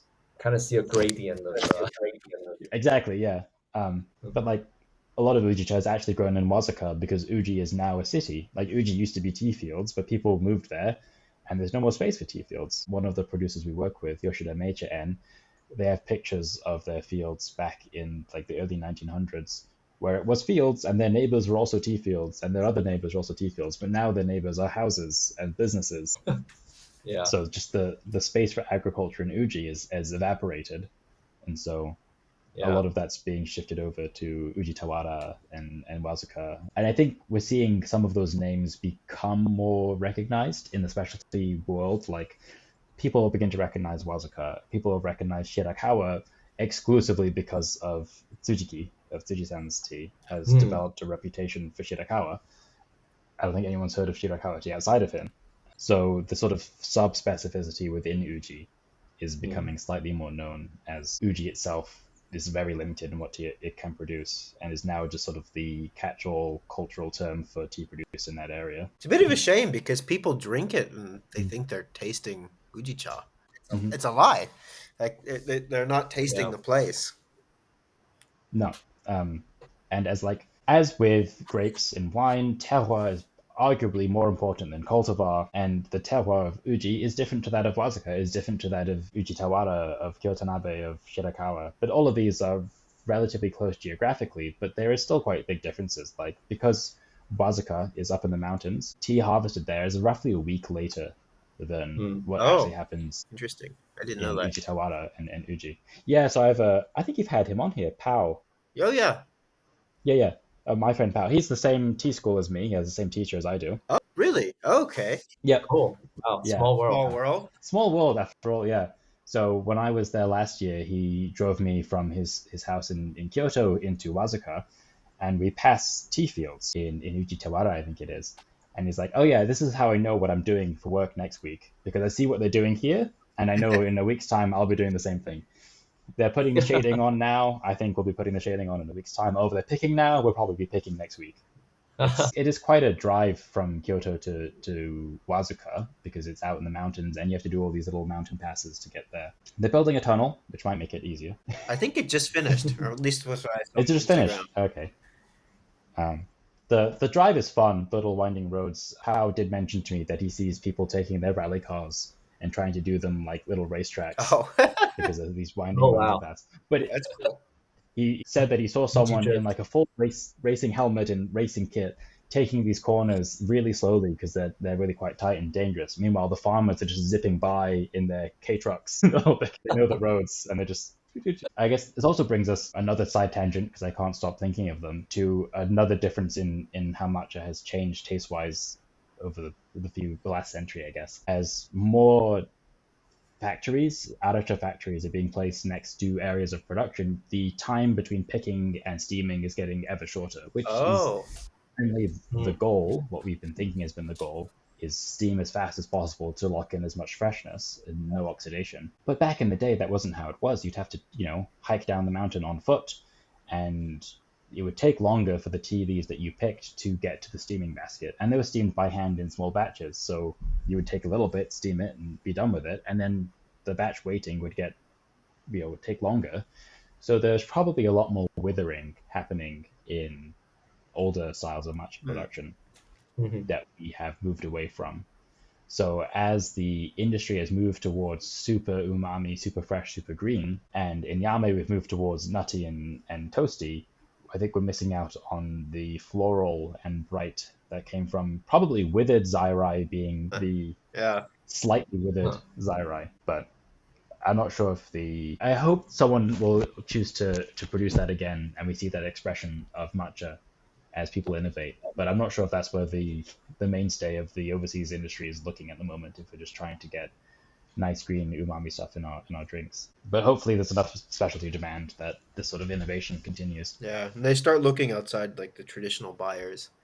Because I feel like I have this theory that all of the incentives and feedback loop and setting prices are around flaw minimization, which are all set by these blenders. And it's just old Japanese men have set up the system of buying tea from each other based on what they understand to be quality, which quality to me is a pretty socially constructed construct.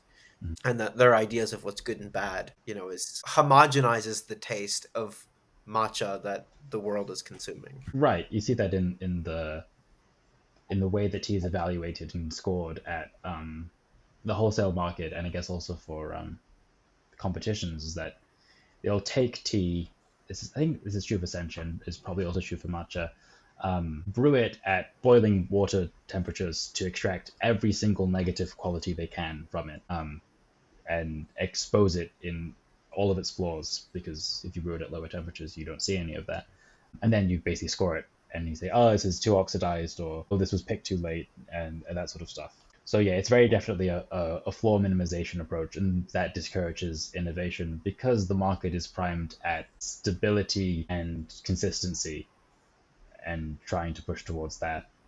Whereas if you get more farmers selling direct to customers, you get a little bit more of that innovation.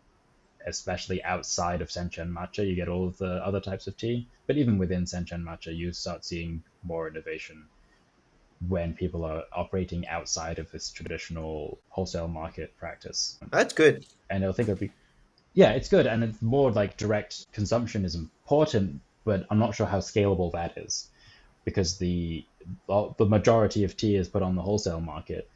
While it's good that a lot of producers are experimenting outside of the wholesale market, we need a change to the wholesale market itself and the guidelines that they set if you want to see changes across the board that a lot more people can experience, rather than just one or two producers and with very limited supply. Makes sense. Big structural problem. I don't think that's going to get solved anytime soon.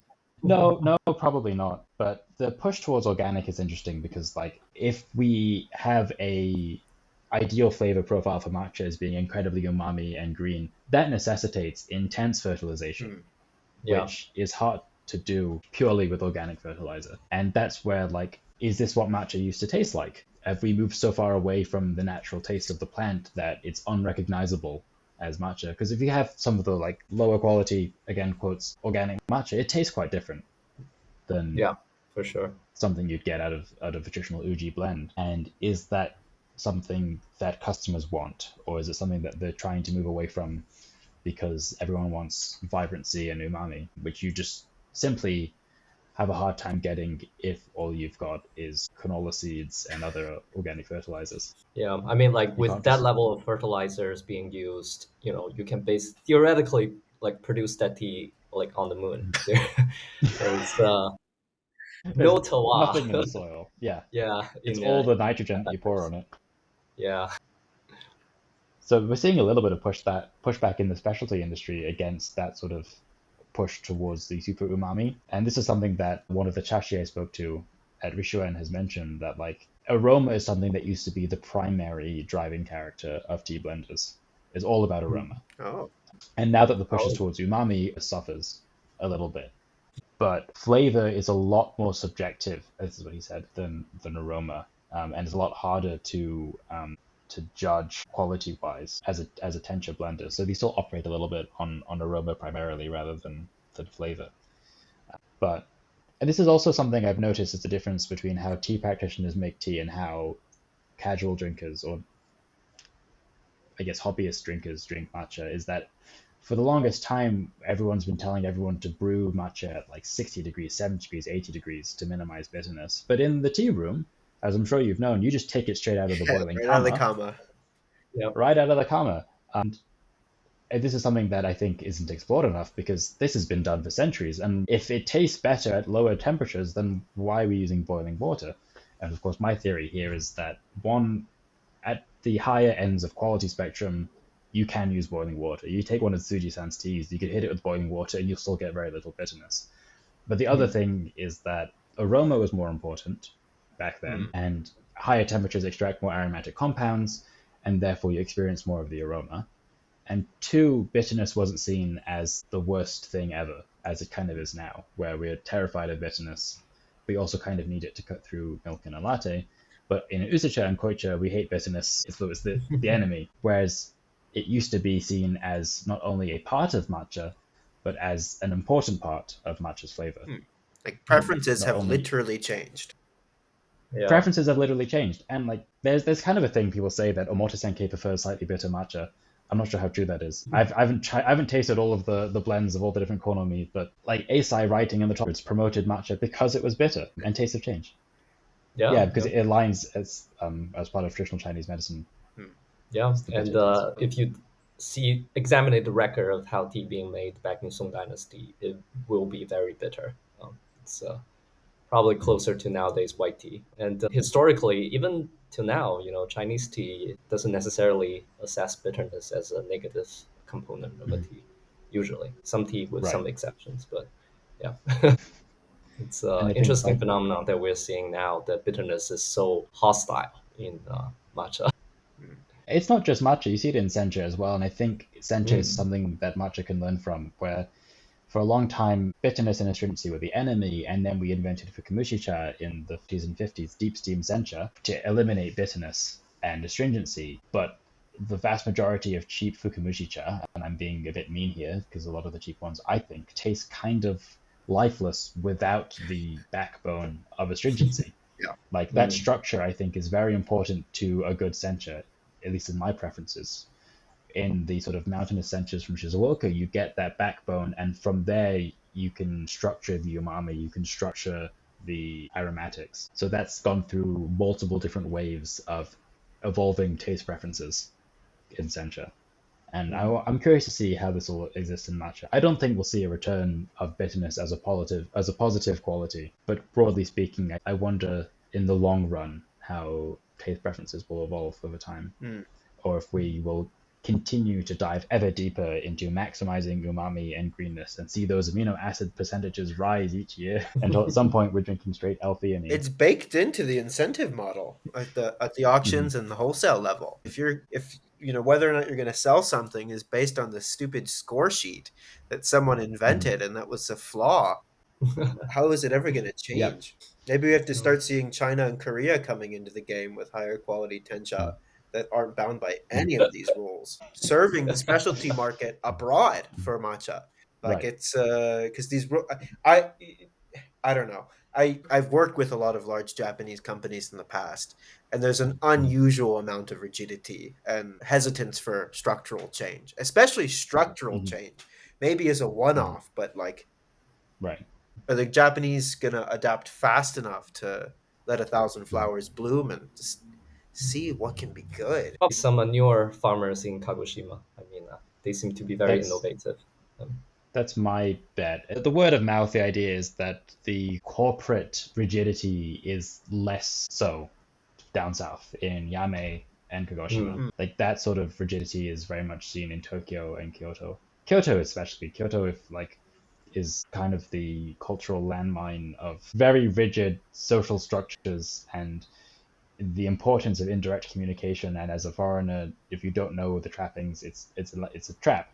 People don't say exactly what they mean, and this is true of Japanese culture in general, broadly speaking, but it's even more so in Kyoto, where like centuries of culture and tradition have been steeped and people have generations of lineage to uphold. You see potters in Kyoto, potters like Asahiyaki with like multiple generations, I think he's at 16 now, will destroy like 70% of their works because they have to upkeep their name. Whereas outside of Kyoto, the pressure isn't as strong to be upholding centuries of tradition. So I think people are a little more free.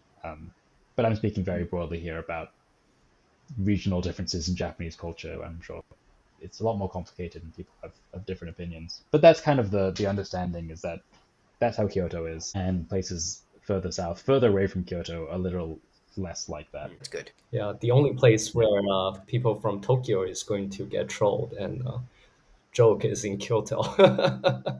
There's one reason why my tea school, so I didn't mention this going back to my tea school, but we're based in Hiroshima. Oh, okay.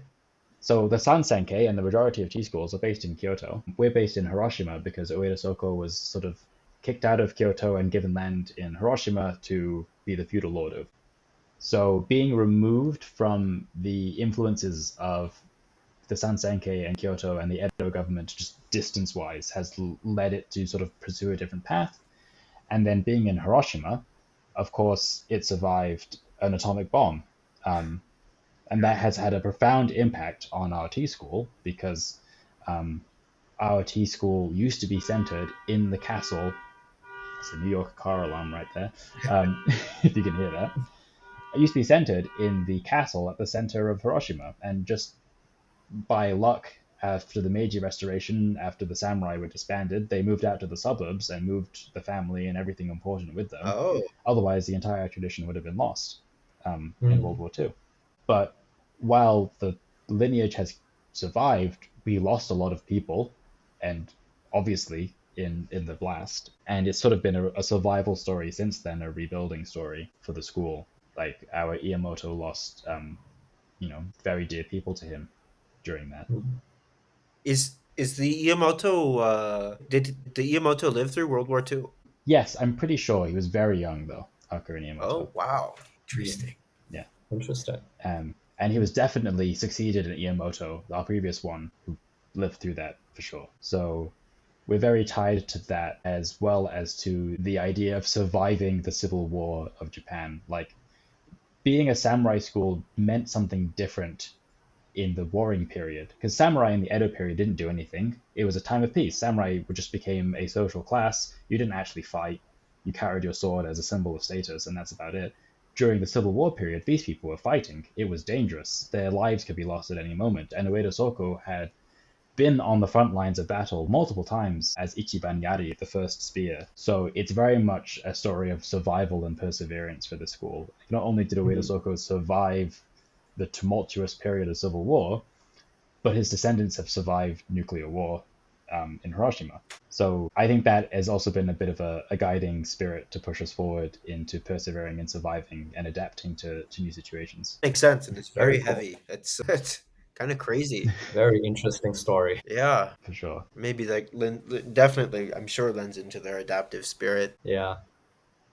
And tying this back to different regional cultures in Japan, Hiroshima is very different culturally, I think, to Kyoto. I've only been there for like a week, but I felt a difference as people have just sort of had that shared experience of trauma and horror, and have just sort of become friendlier and nicer and just more accepting.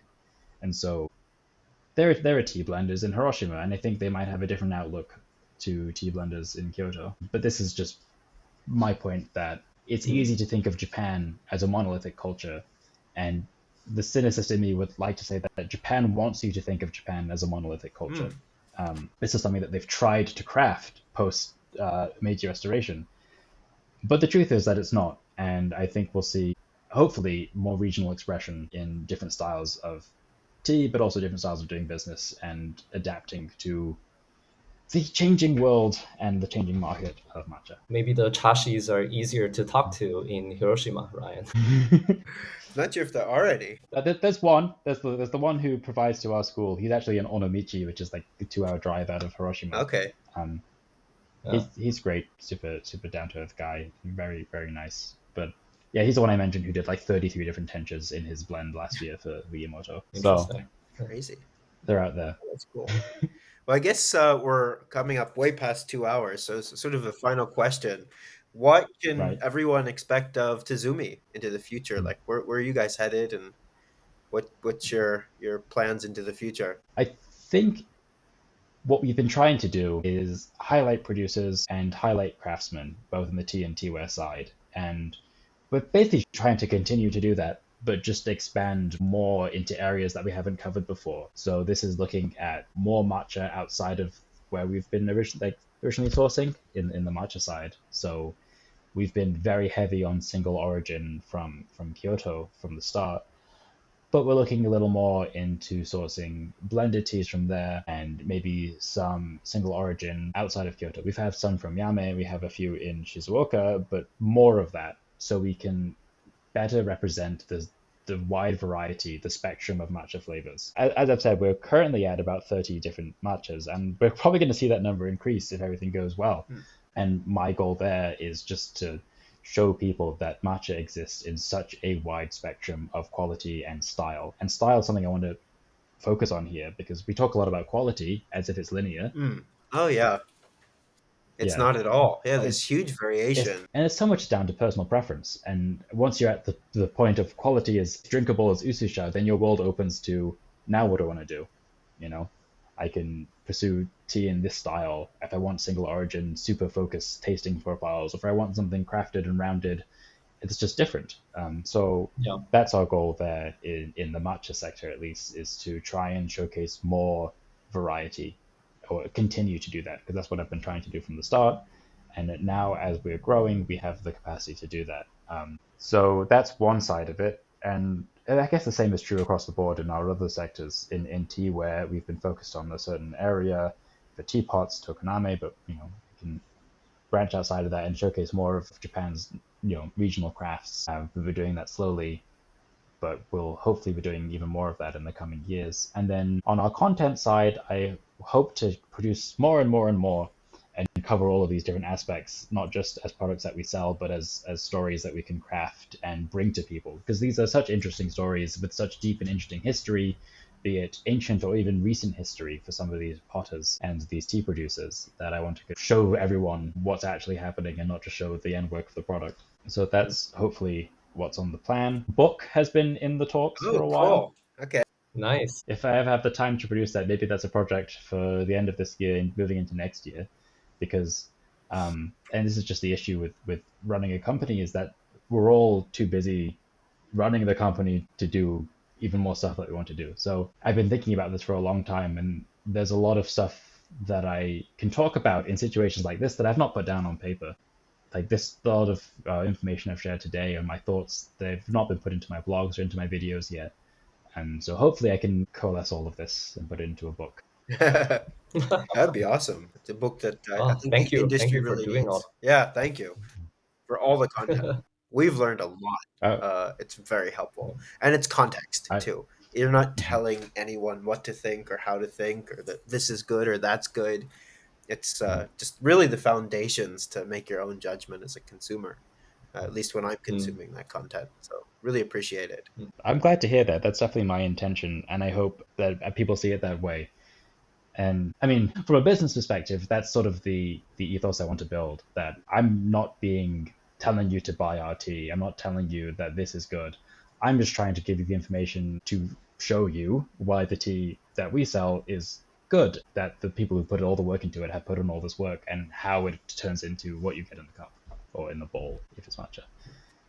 But I hope that this sort of education continues to spread, and I can make more of it. We hope so. But thank you so much. Yep. I think it's No a problem. great place to stop. So thank you so much for listening. I think it's the longest episode ever. What do we? Just over 2 hours, but it's great. Actually, personally, I love long form content. I hope our audience feels the same. And, if you enjoyed it, please consider sharing it with a friend, and we'll see you on the next one. See you in the future. Thanks. Thank you.